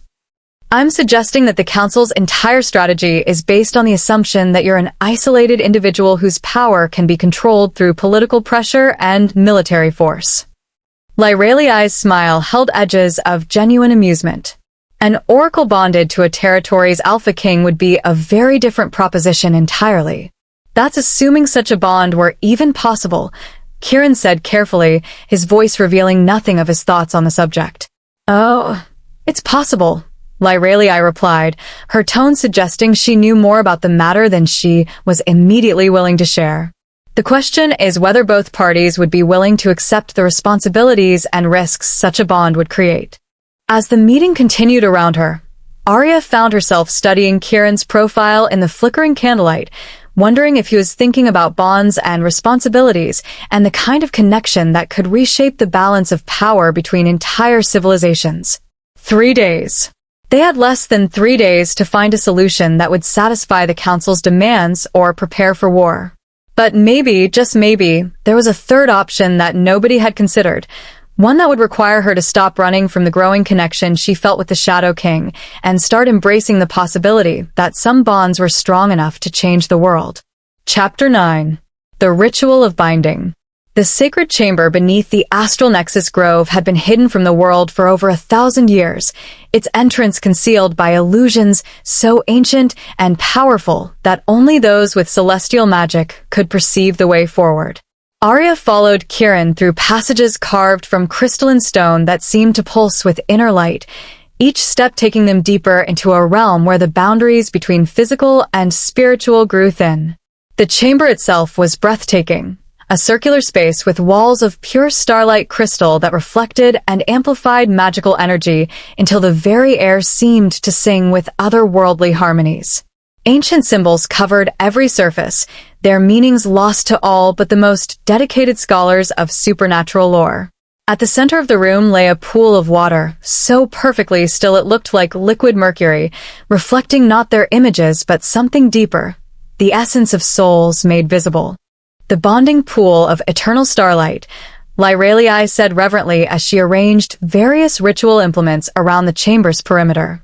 According to the texts, this is where the first Starfire Oracle learned to anchor her power through connection rather than isolation. 2 days had passed since the War Council meeting, and they had settled on the most dangerous possible solution to their dilemma. Rather than submit to the Council's demands or prepare for hopeless military resistance, they would attempt something that had never been done before, the conscious creation of a soul bond between a Starfire Oracle and an Alpha King, combining their strengths while maintaining their individual autonomy. The theory was elegant. The practical reality was terrifying. "Are you certain about this?" Kieran asked for perhaps the 10th time since they had begun their preparations. He stood at the chamber's edge, studying the ancient symbols with an expression that mixed determination with barely controlled apprehension. The texts make it clear that soul bonds of this magnitude are irreversible. Once formed, they cannot be severed by any known magic. "I'm certain that I'm tired of running from connections that might actually matter," Aria replied, though her own voice carried undertones of nervousness that belied her confident words. "And I'm certain that whatever we create together has to be better than what others want to force on us separately." The ritual itself was surprisingly simple in concept, though Lyralii had spent hours explaining the metaphysical complexities involved. Both participants would enter the pool during the peak alignment of celestial energies, allowing their life forces to mingle while their conscious minds remained aware and in control. If successful, they would emerge with abilities and awareness enhanced by their connection while retaining their individual personalities and decision-making capabilities. If unsuccessful, the magical backlash could destroy them both, or worse, create something that was neither fully Aria nor fully Kieran, but some unstable hybrid consciousness that posed a threat to everyone around them. "The lunar conjunction reaches its peak in approximately 1 hour, Lyralii announced, consulting an astrolabe whose crystalline components seemed to move independently of any mechanical mechanism. "Once we begin, the process cannot be interrupted without catastrophic results." "And you're absolutely certain the council delegation won't be able to track us here?" Aria asked, though she already knew the answer from their previous discussions. "This chamber exists partially outside normal space-time," the sorceress confirmed. "The illusions protecting it are powered by stellar energy that predates the formation of most supernatural territories. Even if they somehow located the general area, they would need celestial magic of extraordinary power to penetrate the concealment barriers." Which meant they had perhaps a few hours of safety before Lady Seraphina and her allies realized their quarry had vanished entirely. Not long to complete a ritual that would either solve all their problems or create new ones beyond anyone's ability to control. Kieran began removing his outer garments, revealing the powerful physique beneath with matter-of-fact efficiency that spoke of long familiarity with situations requiring practical nudity. Battle wounds marked his torso, thin silver lines that told stories of survival against odds that should have been fatal. Aria found herself memorizing the pattern of scars, understanding that she was about to become intimately familiar with every aspect of his being. "Having second thoughts?" he asked, noticing her extended observation. "Having third and fourth thoughts," she admitted, beginning her own preparations with considerably less confidence. "But that doesn't mean I'm changing my mind." The pool's water was surprisingly warm when she first stepped into it, though something about the sensation suggested this wasn't ordinary temperature, but some form of energy that registered as heat against supernatural senses. As she waded deeper, silver light began emanating from her skin in response to the chamber's ambient magic. Kieran followed, his own life force becoming visible as patterns of controlled darkness shot through with lightning-bright silver, the magical signature of someone who had learned to channel destructive power for protective purposes. When their energies first made contact at the pool's center, both of them gasped at the intensity of connection. This was deeper than anything she had experienced during their training sessions or moments of accidental contact. She could feel his thoughts brushing against hers. Not invasively, but like whispered conversations in a language she was only beginning to understand. His memories flickered at the edges of her awareness. Battles fought and won, losses that had carved deep channels in his soul, moments of loneliness so profound they made her chest ache with sympathy. "I can feel your fear," he said quietly, his storm-gray eyes meeting hers across the small distance that still separated them physically. "And your determination. And something else, something that feels like hope." "I can feel your grief," she replied, understanding now why he had been so reluctant to risk forming new connections. "The weight of responsibility you carry. The fear that caring about someone will make you vulnerable to the kind of pain that broke something inside you when Cassandra died." They moved closer together, the water supporting their weight as currents of magical energy swirled around them in patterns that seemed to respond to their emotional states. The chamber's crystalline walls began resonating with harmonic frequencies that made the air itself vibrate with anticipation. "Last chance to reconsider," Kieran said, though his hands had already found her waist, drawing her against him with gentle insistence. "Last chance for you to reconsider," she countered, her arms encircling his neck as silver and shadow began weaving together in spirals of impossible beauty. When their lips met, the chamber exploded with light that had nothing to do with her celestial magic and everything to do with the moment two souls recognized their perfect complement in each other.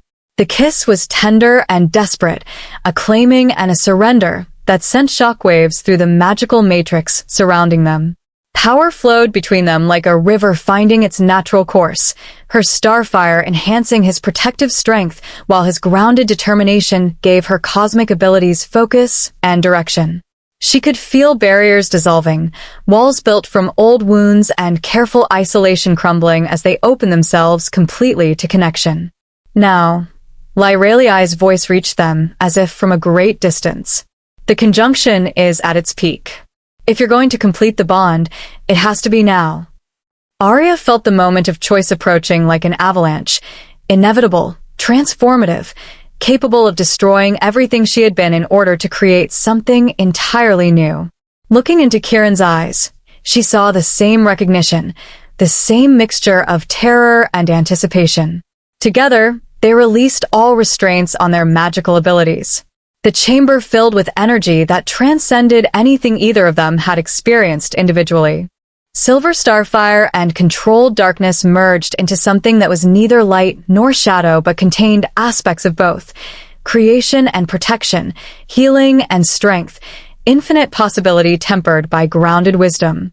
Their consciousness expanded beyond the boundaries of individual identity, while somehow remaining distinctly themselves. She could feel his thoughts as clearly as her own, understand his motivations and fears and hopes as intimately as the beating of her own heart. But rather than losing herself in his identity, she felt more completely herself than ever before, all her strengths magnified while her weaknesses were supported by his complementary abilities. The bond settled into place like puzzle pieces finding their perfect fit, creating a connection that felt as natural as breathing and as permanent as the stars themselves. When the energy surge finally subsided, they were still themselves, but they were also something more, something that was greater than the sum of its parts. "How do you feel?" Kieran asked, though she could sense the answer through their new connection before he spoke the words. "Complete," she replied, marveling at the way her awareness now encompassed not just her own magical signature but his as well, creating a harmony that made her previous abilities seem like single notes compared to a full symphony. "Like I was missing something I didn't know I needed until now." Lyreliai approached the pool's edge with an expression of wonder and scientific curiosity. "The energy readings are extraordinary. Your combined magical signature is unlike anything in the historical records, stable, self-reinforcing, and powerful enough to—" She paused, consulting her instruments with growing excitement. "Oh my, this is remarkable." "What?" Aria asked, though part of her already suspected the answer from the way magic now flowed between them with perfect ease. "Your bond isn't just personal," the sorceress explained, her violet eyes bright with discovery. "It's created a new form of supernatural authority that supersedes traditional pack hierarchies. As far as the magical laws that govern our world are concerned, you're not just mated, you've become a sovereign entity that recognizes no external authority." The implications were staggering. The Council's ultimatum had become meaningless because its underlying assumption that Aria could be controlled through political pressure no longer applied. She wasn't just under Kieran's protection anymore. They had become something that existed outside the traditional power structures entirely. Which means, Kieran said, his understanding developing through their shared awareness, that Lady Seraphina and her allies have no legal standing to make demands regarding your status or abilities. More than that, Lyralii continued, her scientific excitement growing. "Your combined authority extends to anyone who chooses to accept your sovereignty. You could, theoretically, offer protection and alliance to other territories, other individuals who want alternatives to the Council's increasingly authoritarian approach." As they emerged from the pool and began drying themselves with towels that seemed to appear from thin air at Lyralii's gesture, Aria felt the full weight of what they had accomplished settling over her. They had solved the immediate crisis, but in doing so, they had fundamentally altered the balance of power in the supernatural world.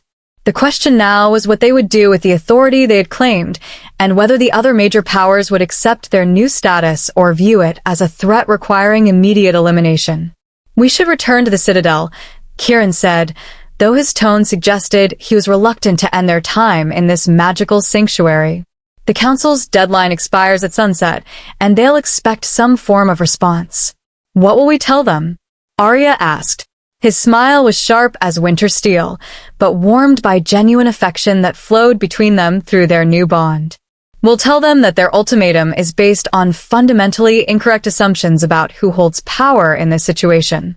And then we'll offer them the chance to negotiate as equals rather than attempting to dictate terms to their superiors." As they prepared to leave the sacred chamber that had witnessed the birth of something unprecedented in supernatural history, Aria realized that her journey from rejected Omega to cosmic force was entering its final phase. The real test wouldn't be learning to control her abilities or surviving political machinations. It would be using the power she and Kieran had claimed together to create something better than the world they had inherited, a future where strength served justice rather than mere dominance. Chapter 10. The Confrontation of Powers. The great courtyard of Shadowthorn Citadel had been transformed into a theater of supernatural diplomacy, with representatives from 6 major pact territories arranged in a semicircle that faced the obsidian steps leading to the main hall. Banners snapped in the wind, Moonspire's Silver Wolf, Mountain Ridge's Iron Bear, the Golden Eagles of the Eastern Valleys, and others that represented centuries of territorial power and political tradition. Aria stood beside Kieran at the top of the steps, acutely aware of how their new bond had changed her perception of everything around them. She could feel the aggressive intentions radiating from the assembled delegates, sense the magical preparations they had made for potential conflict, understand the complex web of alliances and grudges that had brought them here with crystal clarity that went far beyond her previous abilities. Lady Seraphina Moonshadow occupied the position of honor at the center of the delegation, her ceremonial armor polished to mirror brightness and her violet eyes fixed on the Citadel's entrance with predatory patience. Behind her stood Magnus Goldmane, looking every inch the confident alpha who had never learned to question his own superiority. The sight of her former tormentor stirred old wounds, but the pain was distant now, transformed by her bond with Kieran into something closer to pity for someone who had never understood what he was rejecting. "They're prepared for violence," Kieran observed quietly, his words reaching her through their mental connection as well as audible speech. Magical suppression fields, silver core weapons, coordination spells that would allow them to combine their individual abilities into something considerably more dangerous.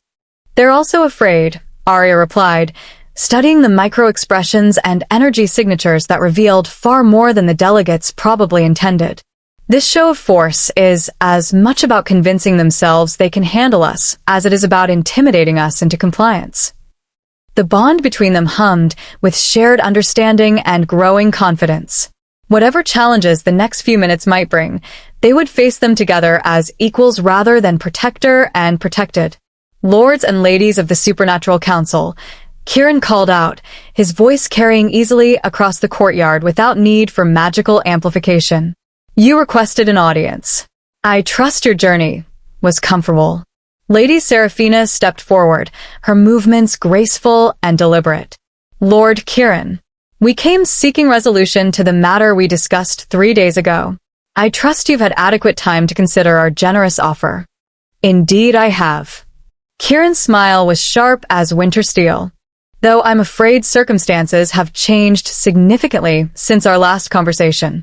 Oh. Magnus spoke for the first time, his golden eyes fixed on Aria with an intensity that might once have made her uncomfortable. Now it simply registered as the attention of someone trying to calculate the value of something he didn't understand. And what circumstances might those be?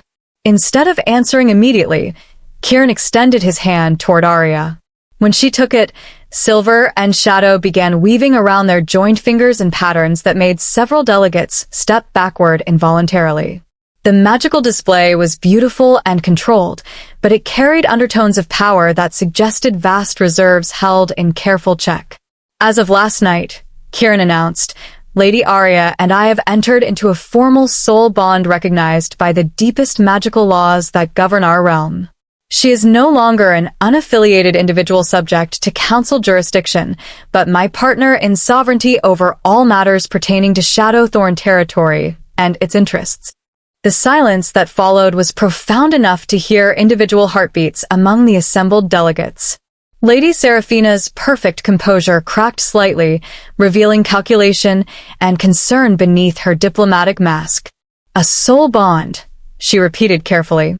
You're claiming that a formal mating union has created new political authority? I'm not claiming anything, Kieran replied with dangerous calm. I'm stating facts that can be verified by any competent magical scholar. Would you like Counselor Lyralii to provide a detailed explanation of the metaphysical principles involved? Lyralii emerged from the Citadel's main entrance as if summoned, carrying an armload of ancient texts and magical instruments that suggested extensive preparation for exactly this conversation. Her violet eyes sparkled with scientific enthusiasm as she began arranging her materials on a table that appeared to have been placed there specifically for this purpose. The precedents are quite clear, the sorceress announced cheerfully, opening one of her books to a page marked with numerous colored ribbons. Soul bonds of this magnitude create sovereign authority that supersedes traditional pack hierarchies. The participants become, in effect, a new form of supernatural government with jurisdiction over anyone who chooses to accept their protection. That's impossible, declared Lord Gareth Ironwolf, the scarred alpha from Mountain Ridge whose previous challenge had ended so dramatically. Individuals cannot simply declare themselves exempt from established authority. Actually, they can, Lyralii continued, consulting another text with obvious enjoyment. Chapter 17 of the Celestial Codex, subsection 43. When beings of sufficient magical resonance achieve perfect harmonic union, their combined essence transcends mortal limitations and creates new law rather than being bound by existing statute. It's quite explicit on the matter.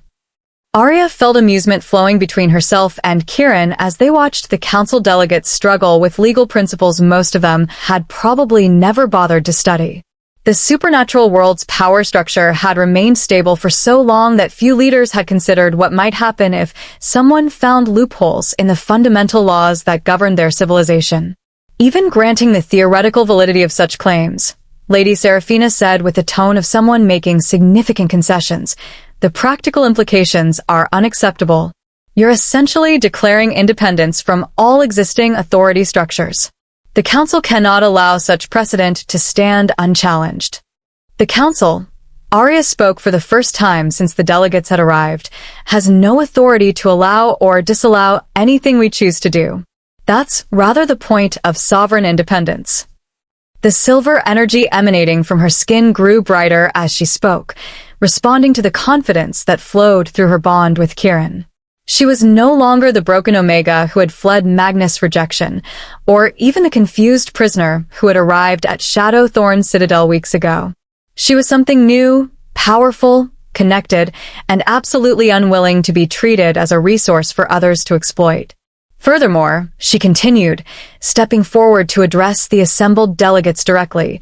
We're prepared to extend our protection to any territories or individuals who find themselves dissatisfied with the Council's increasingly authoritarian approach to governance.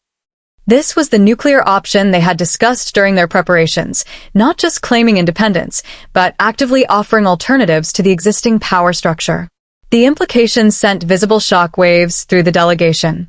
"You're proposing rebellion," Magnus said flatly, his handsome features twisted with disbelief and growing anger. "Open defiance of the natural order that has maintained stability for centuries."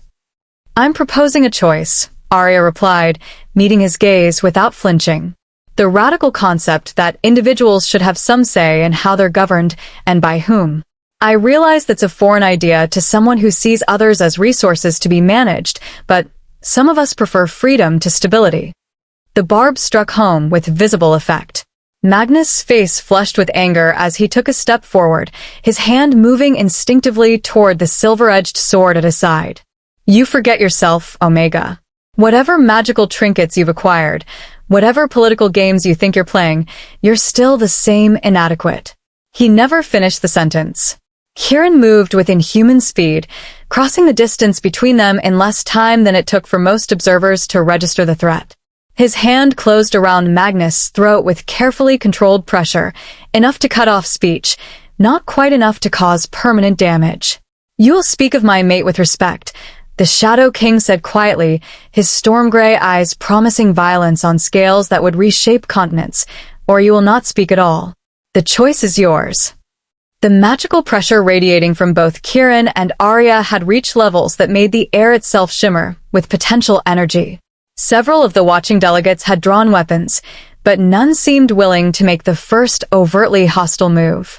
"Lord Kieran," Lady Seraphina said with the careful tone of someone trying to prevent immediate bloodshed, "please release Lord Magnus. Surely we can resolve this matter through civilized discussion rather than crude displays of force." "Civilized discussion requires civilized participants," Kieran replied, but he did release his grip and step back. "Something apparently in short supply among your delegation."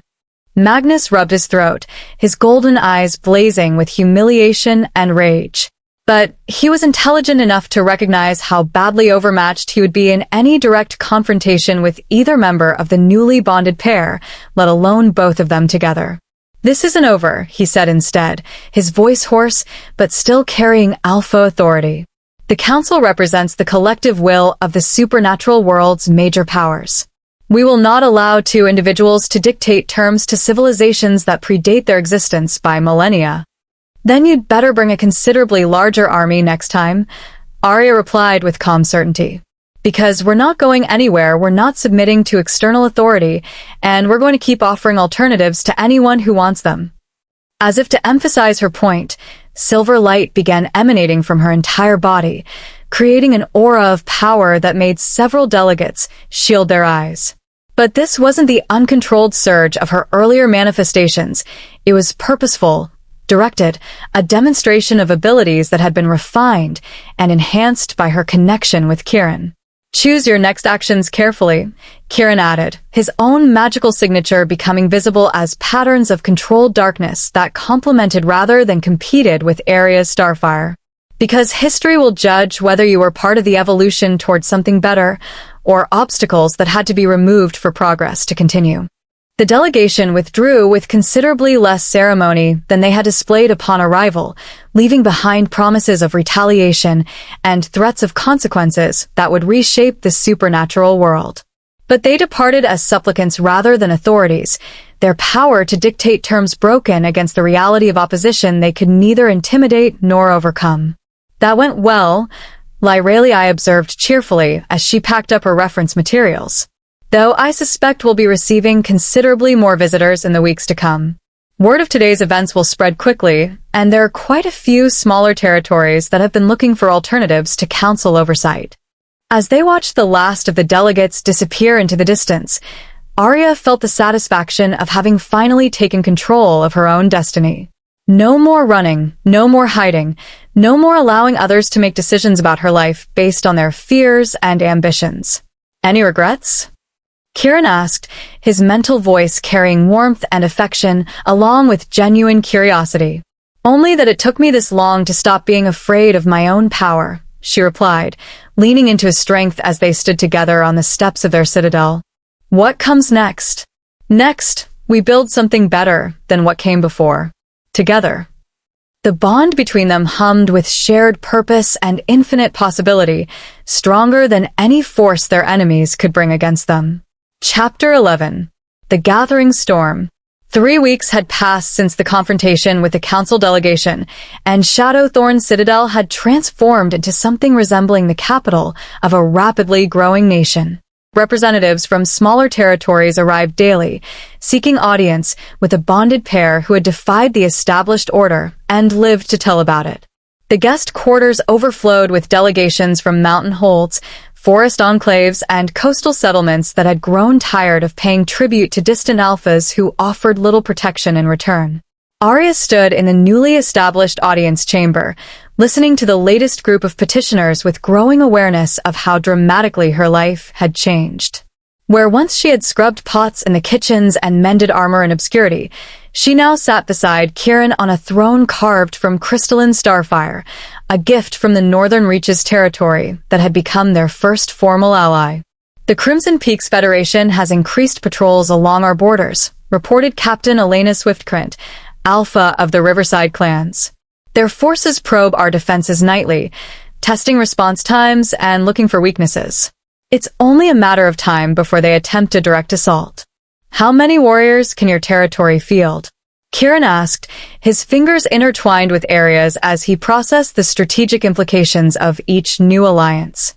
Through their bond, she could feel his mind working through defensive calculations and resource allocation with the precision of someone who had spent decades managing complex military situations.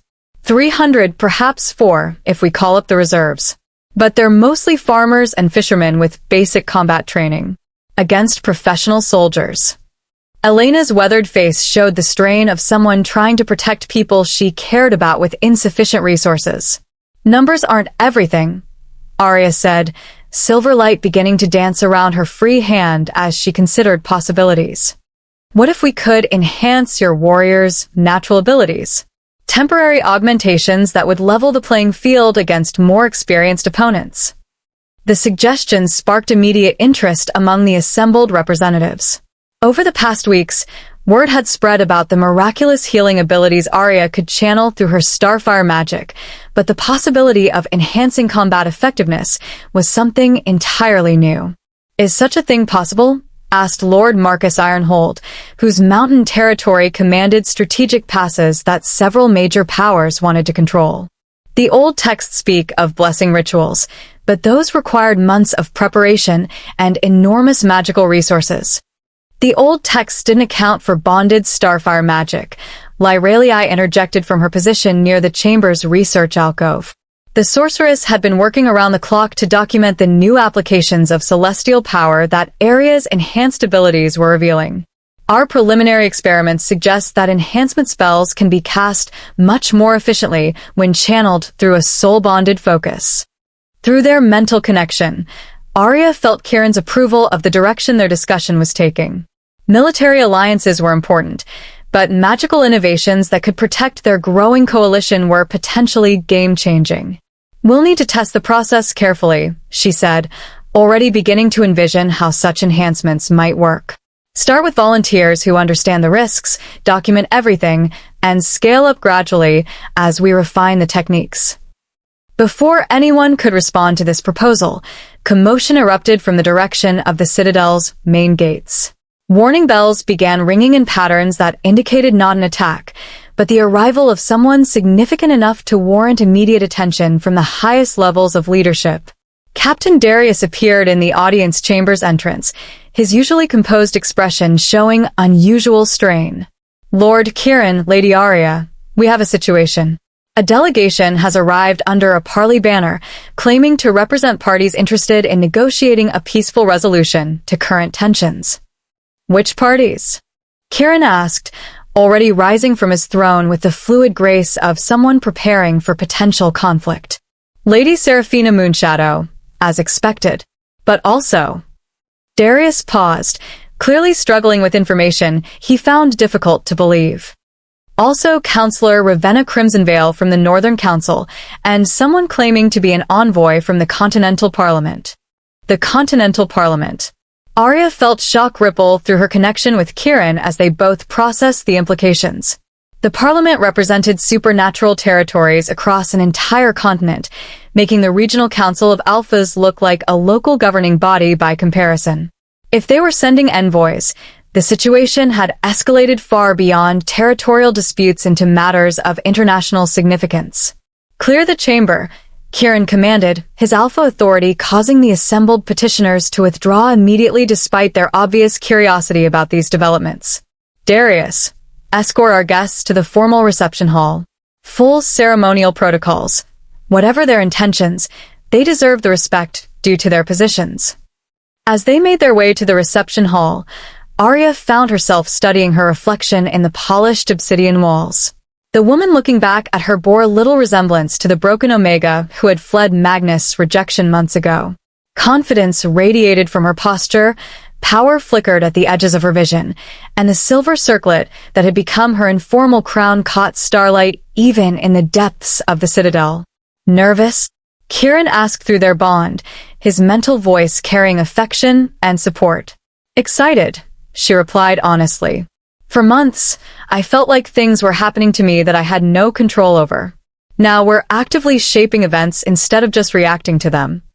The reception hall had been prepared with impressive speed, its ancient grandeur enhanced by strategic placement of magical lighting that made the carved obsidian columns seem to reach toward infinity. Representatives from their allied territories flanked the approach to the dual thrones, creating an impressive display of unity that suggested this upstart coalition was more substantial than their enemies might have assumed. Lady Seraphina entered first, her ceremonial armor replaced by diplomatic robes that somehow made her seem more dangerous rather than less. Behind her came a woman Aria didn't recognize, tall, elegant, with silver hair and eyes that held depths of knowledge accumulated over centuries of political maneuvering. The Continental Parliament's envoy was clearly someone accustomed to wielding authority on scales that dwarfed regional politics. But it was the third member of the delegation who made Aria's breath catch with surprise and growing unease. Ravenna Crimsonvale was beautiful in the way that predatory creatures were beautiful, all perfect lines and deadly grace, with red gold hair that seemed to move independently of any natural wind and golden eyes that promised violence to anyone who threatened her interests. More concerning was the way Ravenna's magical signature registered in Aria's enhanced senses. This wasn't just another powerful alpha or skilled sorceress. This was someone whose abilities operated on frequencies that felt familiar, too familiar, as if they shared common sources that shouldn't have been possible. Lord Kieran, Lady Aria, Lady Seraphina began with formal courtesy that carried undertones of barely controlled frustration. Allow me to present Councillor Thaddeus Greymantle of the Continental Parliament and Lady Ravenna Crimsonvale, whose territories have been affected by recent developments. Welcome to Shadowthorn Citadel, Kieran replied with equal formality, though Aria could feel tension building through their bond. To what do we owe the honor of your presence? Councillor Greymantle stepped forward, his ancient eyes studying both rulers with the intensity of someone evaluating potential threats to continental stability. We come seeking understanding of recent events that have created ripples throughout the supernatural world. Your declaration of independence and the formation of this new coalition has implications that extend far beyond regional politics. Oh.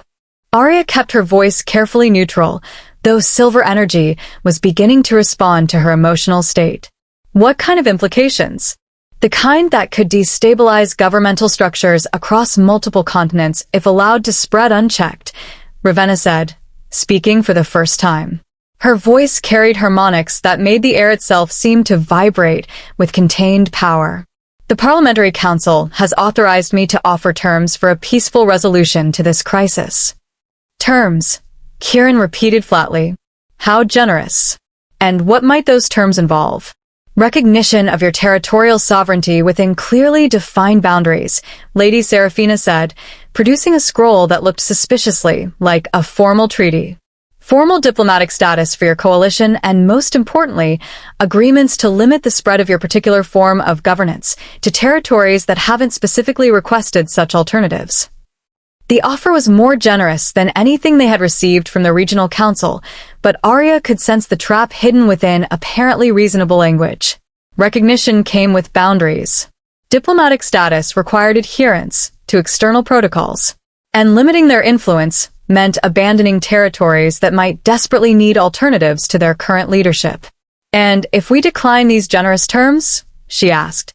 Ravenna's smile was beautiful and terrible, like sunrise over a battlefield. Then the Continental Parliament would be forced to consider more direct measures to preserve stability. Military intervention, magical sanctions, economic isolation, whatever proves necessary to contain a situation that threatens the foundations of civilized governance. The threat was elegantly phrased but unmistakable. Submit to limitations or face the combined opposition of powers that could field armies numbering in the hundreds of thousands. Through their bond, Aria felt Kieran's analysis of their tactical situation. They had perhaps 5,000 warriors among all their allied territories, impressive for a coalition that hadn't existed a month ago, but woefully inadequate against Continental Parliament resources. Their magical advantages were significant, but untested against the kind of systematic opposition major powers could bring to bear. We'll need time to consider your offer, Kieran said diplomatically. A decision of this magnitude requires consultation with our allies and careful evaluation of all implications. Of course, Councillor Greymantle replied with the patience of someone who had been making such offers for centuries. Shall we say 3 days? That should provide adequate time for thorough deliberation. As the delegation withdrew with promises to return for their answer, Aria found herself studying Ravenna's retreating form with growing unease. There had been something in the woman's magical signature, some resonance that suggested connections she didn't want to examine too closely. What do you think? Kieran asked once they were alone in the reception hall. I think they're more frightened than they're letting on, Aria replied, allowing silver light to dance around her fingers as she processed the encounter. And I think that woman, Ravenna, knows more about Starfire magic than she should. What do you mean? I mean her power felt familiar in ways that don't make sense unless... She paused, following implications that led to conclusions she hoped were wrong. Unless she's encountered someone like me before. Someone whose magical signature would resonate with celestial abilities.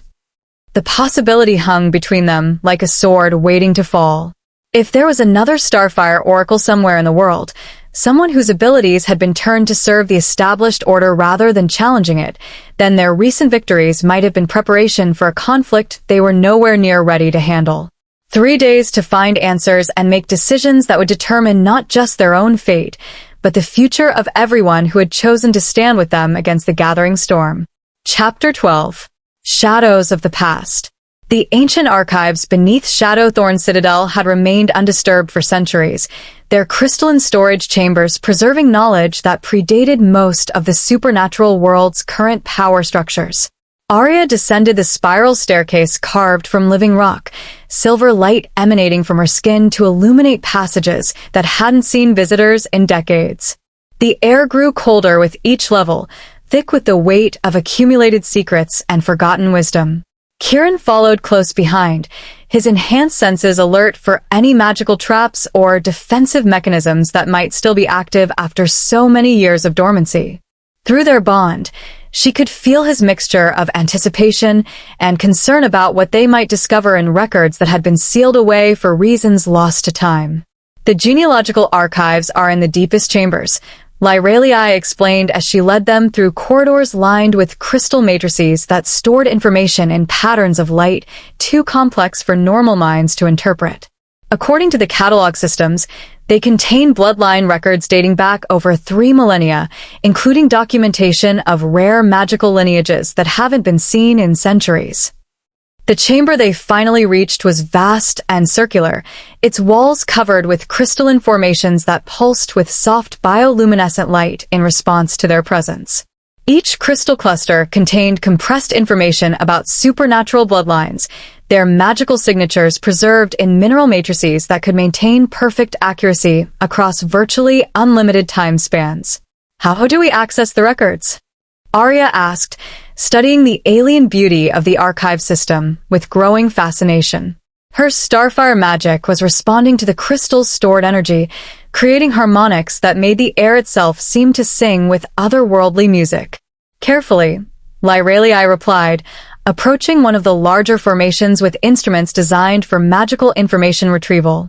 These systems were created by the first Shadowthorn rulers, who understood that some knowledge was too dangerous to trust to conventional storage methods. The crystals respond to specific magical frequencies, but they'll only release information to those with proper authorization. She began a complex ritual that involved precise placement of focusing gems and careful modulation of her own magical signature to match the archive's security protocols. Gradually, the crystal formations began resonating in harmony, their light growing brighter as dormant information systems awakened after centuries of slumber. There, Lyralii breathed as patterns of light began flowing through the crystalline matrices. The bloodline records are activating. What specific lineage are you looking for? Starfire magic, Aria said, though part of her feared what they might discover. Any record of celestial abilities similar to mine, particularly within the past century. The archives responded to her request with enthusiasm that suggested such searches were rare, but not unprecedented. Information flowed through the crystal network in cascades of encoded light, building toward revelations that had been hidden in the deepest vaults of supernatural history. What they found was both more and less than Aria had expected. The Nightwhisper bloodline. Lyralii read from patterns of light that formed readable text when viewed through her specialized lenses. Ancient family of celestial magic users, originally from the northern reaches. Notable for producing Starfire Oracles approximately once every 3 to 4 generations, with abilities ranging from basic stellar magic to reality-altering cosmic power. Aria's breath caught as she processed the implications. Her abilities weren't unique accidents. They were part of an inherited magical tradition that stretched back through centuries of her family's history. Continue, Kieran commanded, his own fascination evident through their bond. The most recent documented Starfire Oracle from the Nightwhisper line was... Oh, my. Lyralii's voice carried surprise and a growing alarm. Aria Nightwhisper, born approximately 60 years ago. Records indicate she achieved full cosmic power by age 25 and subsequently disappeared from all official documentation. Disappeared how? Aria asked, though she suspected the answer wouldn't be comforting. According to these records, she was recruited by the Continental Parliament's Department of Magical Assets and assigned to what they called special services. No further documentation exists in the public archives, but there are references to classified files that would require parliamentary authorization to access. The puzzle pieces were falling into place with sickening clarity. Ravenna Crimson Veil's familiar magical signature, her knowledge of Starfire abilities, the Parliament's confidence in their ability to handle the current situation, it all pointed toward a conclusion that made Aria's stomach clench with dread. She's still alive, Aria whispered. Aria Nightwhisper is still alive, and she's working for the Continental Parliament. More than that, Kieran said grimly, his tactical mind processing implications that went far beyond family connections. If she's been in their service for decades, she's had time to master abilities that you're just beginning to understand. They didn't send random diplomats to negotiate with us. They sent a Starfire Oracle backed by Continental-level resources. The revelation cast their recent confrontations in an entirely new light. They hadn't been dealing with conventional political opposition, but with enemies who possessed intimate knowledge of celestial magic and decades of experience in countering exactly the kind of abilities Aria was developing. We need more information, Lyralii said, her scientific curiosity overriding the obvious dangers of further investigation. If there are classified files about Aria Nightwhisper's service record, understanding her capabilities and limitations could be crucial for developing effective countermeasures. How do we access classified parliamentary files? Aria asked, though she suspected she already knew the answer. We don't, Kieran replied flatly. Not through conventional channels. But there might be other options if we're willing to accept significant risks. Before he could elaborate, alarms began sounding throughout the Citadel, not the warning bells that signaled approaching visitors, but the deep, resonant tones that indicated magical attack. Through their bond, Aria felt Kieran's immediate shift to combat readiness as his tactical awareness expanded to encompass the entire fortress and its surroundings. What's happening? She asked, though her own enhanced senses were already detecting disturbances in the magical fabric surrounding their territory. Probing attacks, Kieran said as they raced toward the surface levels. Multiple sources, coordinated timing. Someone is testing our defenses systematically rather than attempting immediate assault. They emerged into the main courtyard to find organized chaos. Warriors were taking defensive positions while magical specialists worked to reinforce the Citadel's protective barriers. In the distance, flashes of otherworldly light marked locations where supernatural forces were probing for weaknesses in their territorial boundaries. Captain Darius approached at a run, his face grim with news that confirmed their worst fears. My lord, my lady, we're detecting at least 12 separate incursion attempts around our perimeter. The attacks are too coordinated to be random, and the magical signatures. He paused, clearly struggling with information that defied easy explanation. They're using stellar magic, my lord. Starfire abilities that mirror Lady Aria's own powers. The confirmation hit like a physical blow. Aria Nightwhisper wasn't just alive and working for the Continental Parliament. She was actively leading magical assaults against the coalition that had dared to challenge established authority. Can you track the source of the attacks? Aria asked, silver energy already beginning to flow around her hands as she prepared for whatever confrontation was coming. The primary magical signature is moving, Darius reported, consulting instruments that monitored supernatural activity across their territory. Whoever is directing these attacks isn't staying in one location long enough for us to mount effective counterstrikes. Through their bond, Aria felt Kieran's analysis of their tactical situation. They were facing an opponent who possessed similar abilities to her own, backed by resources they couldn't match and operating with decades of experience they lacked. Conventional defensive strategies would be inadequate against someone who understood their capabilities intimately. We need to force a direct confrontation, Aria said, understanding flowing between them through their mental connection. As long as she can strike from concealment and withdraw before we can respond, she has every advantage.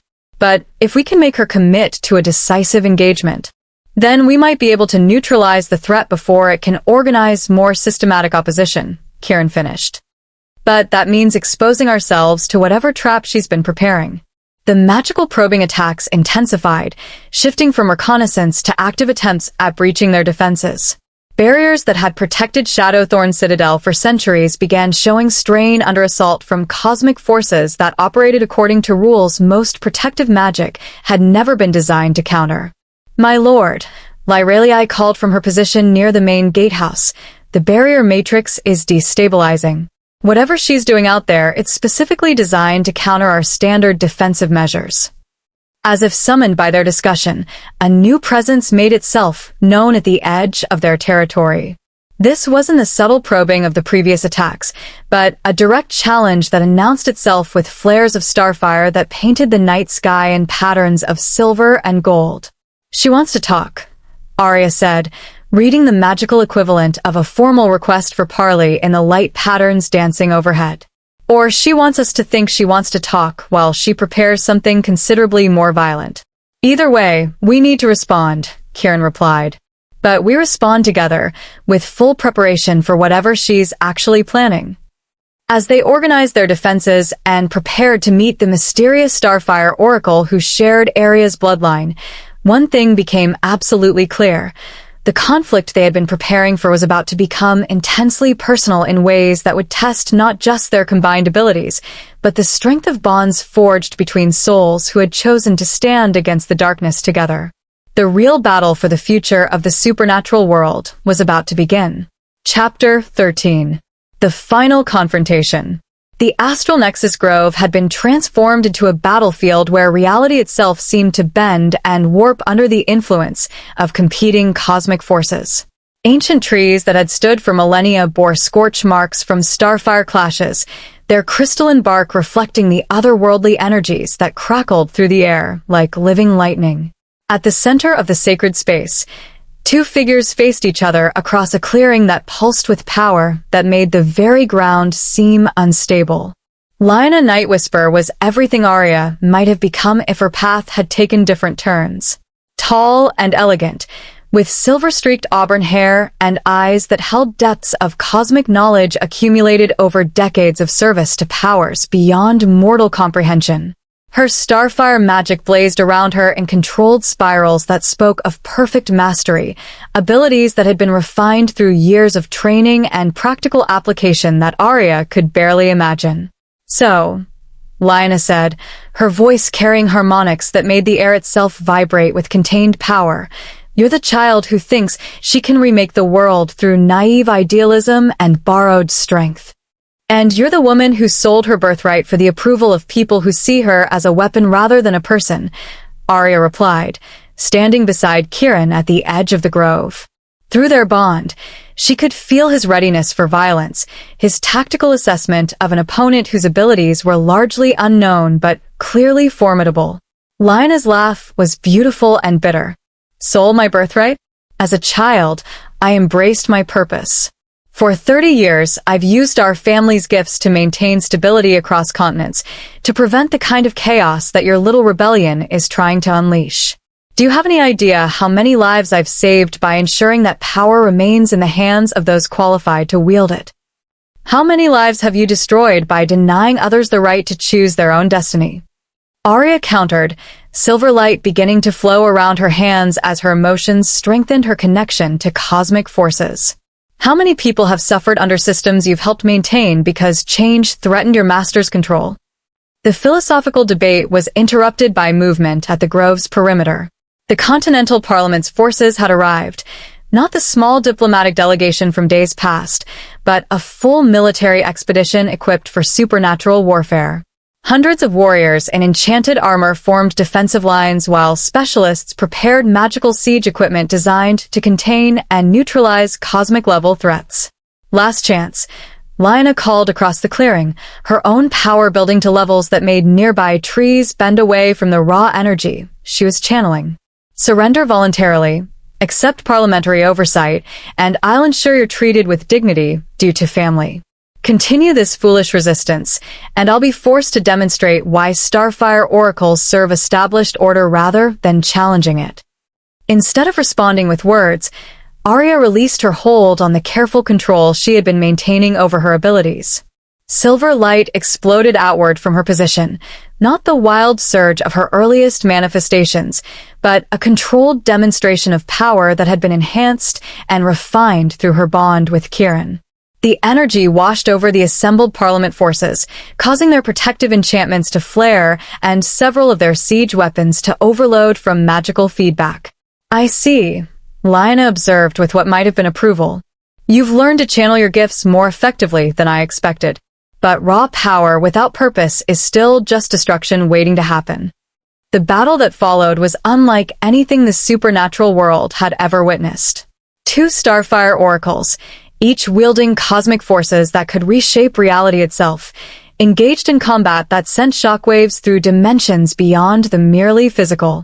Silver fire met controlled starlight in clashes that created tears in the fabric of space-time, while the very laws of nature seemed to bend and flex under the influence of their competing wills. But this wasn't a duel between equals. Lyanna had decades of experience, formal training in applications of celestial magic that Aria had never dreamed were possible, and the backing of resources that could support her abilities indefinitely. Within minutes, it became clear that individual power, no matter how great, would not be sufficient to overcome such systematic advantages. That's when Kieran made his choice. Instead of remaining safely at the battle's edge, he stepped directly into the zone where reality was most unstable, allowing his own magical signature to merge completely with Aria's through their soul bond. The combination was extraordinary, his grounded strength providing focus and direction for her cosmic abilities, while her starfire enhanced his protective magic to levels that could stand against continental-level opposition. Together, they were something unprecedented in supernatural history, a bonded pair whose combined abilities created new forms of power that transcended anything either could achieve individually. Impossible, Lina breathed as she found herself matched by opponents who should have been overwhelmed by her superior training and experience. Soul bonds don't work that way. The historical records are clear. Individual consciousness cannot be maintained while sharing cosmic-level abilities. Maybe the historical records were written by people who never learned to trust completely, Aria replied.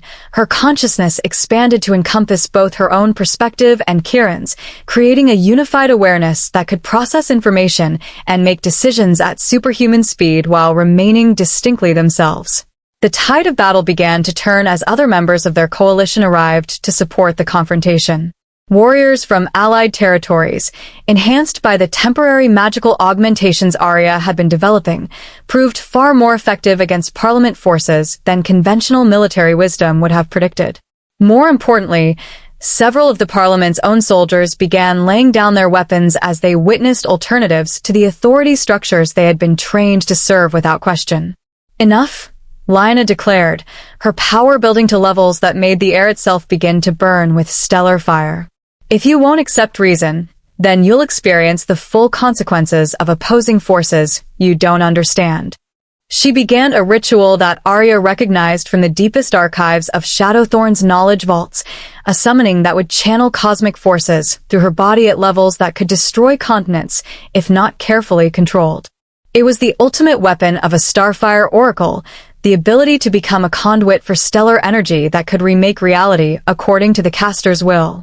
It was also something that required complete focus and left the caster vulnerable during the channeling process. Now, Kieran said through their bond and they moved together with perfect synchronization. But instead of attacking Lina directly, they reached out to the cosmic forces she was trying to control, offering them an alternative channel that didn't require her to sacrifice her individual consciousness to become a conduit for stellar power. The energy that had been building around her began flowing toward them instead, drawn by the stability and harmony of their soul bond compared to the isolation and desperate determination that characterized her approach. "What are you doing?" Lina demanded as she felt control of the summoning slipping away from her. "Giving you a choice," Aria replied, extending her hand across the clearing that separated them. "The same choice we've been trying to give everyone. The freedom to determine your own path instead of serving systems that see you as expendable." For a moment, Lina stared at the offered hand with an expression that cycled through surprise, longing, and desperate hope. 30 years of service to masters who valued her abilities more than her personhood warred with the possibility of connection that didn't require her to surrender her identity to cosmic forces beyond individual control. Then parliamentary reinforcements arrived, and the moment of choice was shattered by renewed violence.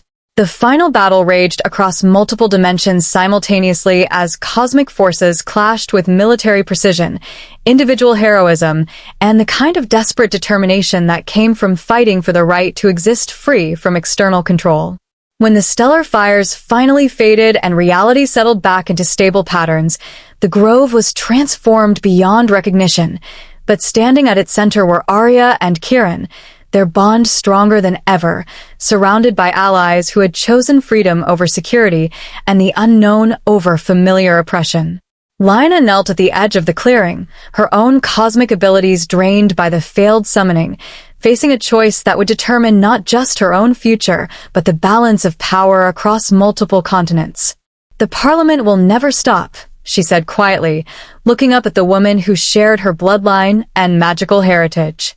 "They can't allow your success to inspire others who might question established authority."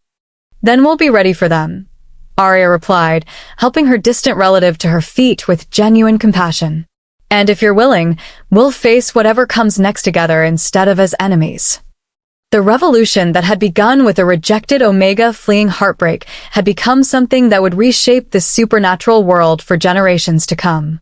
Not through conquest or domination, but through the radical proposition that individuals had the right to choose their own destiny, regardless of the systems that claimed authority over their lives.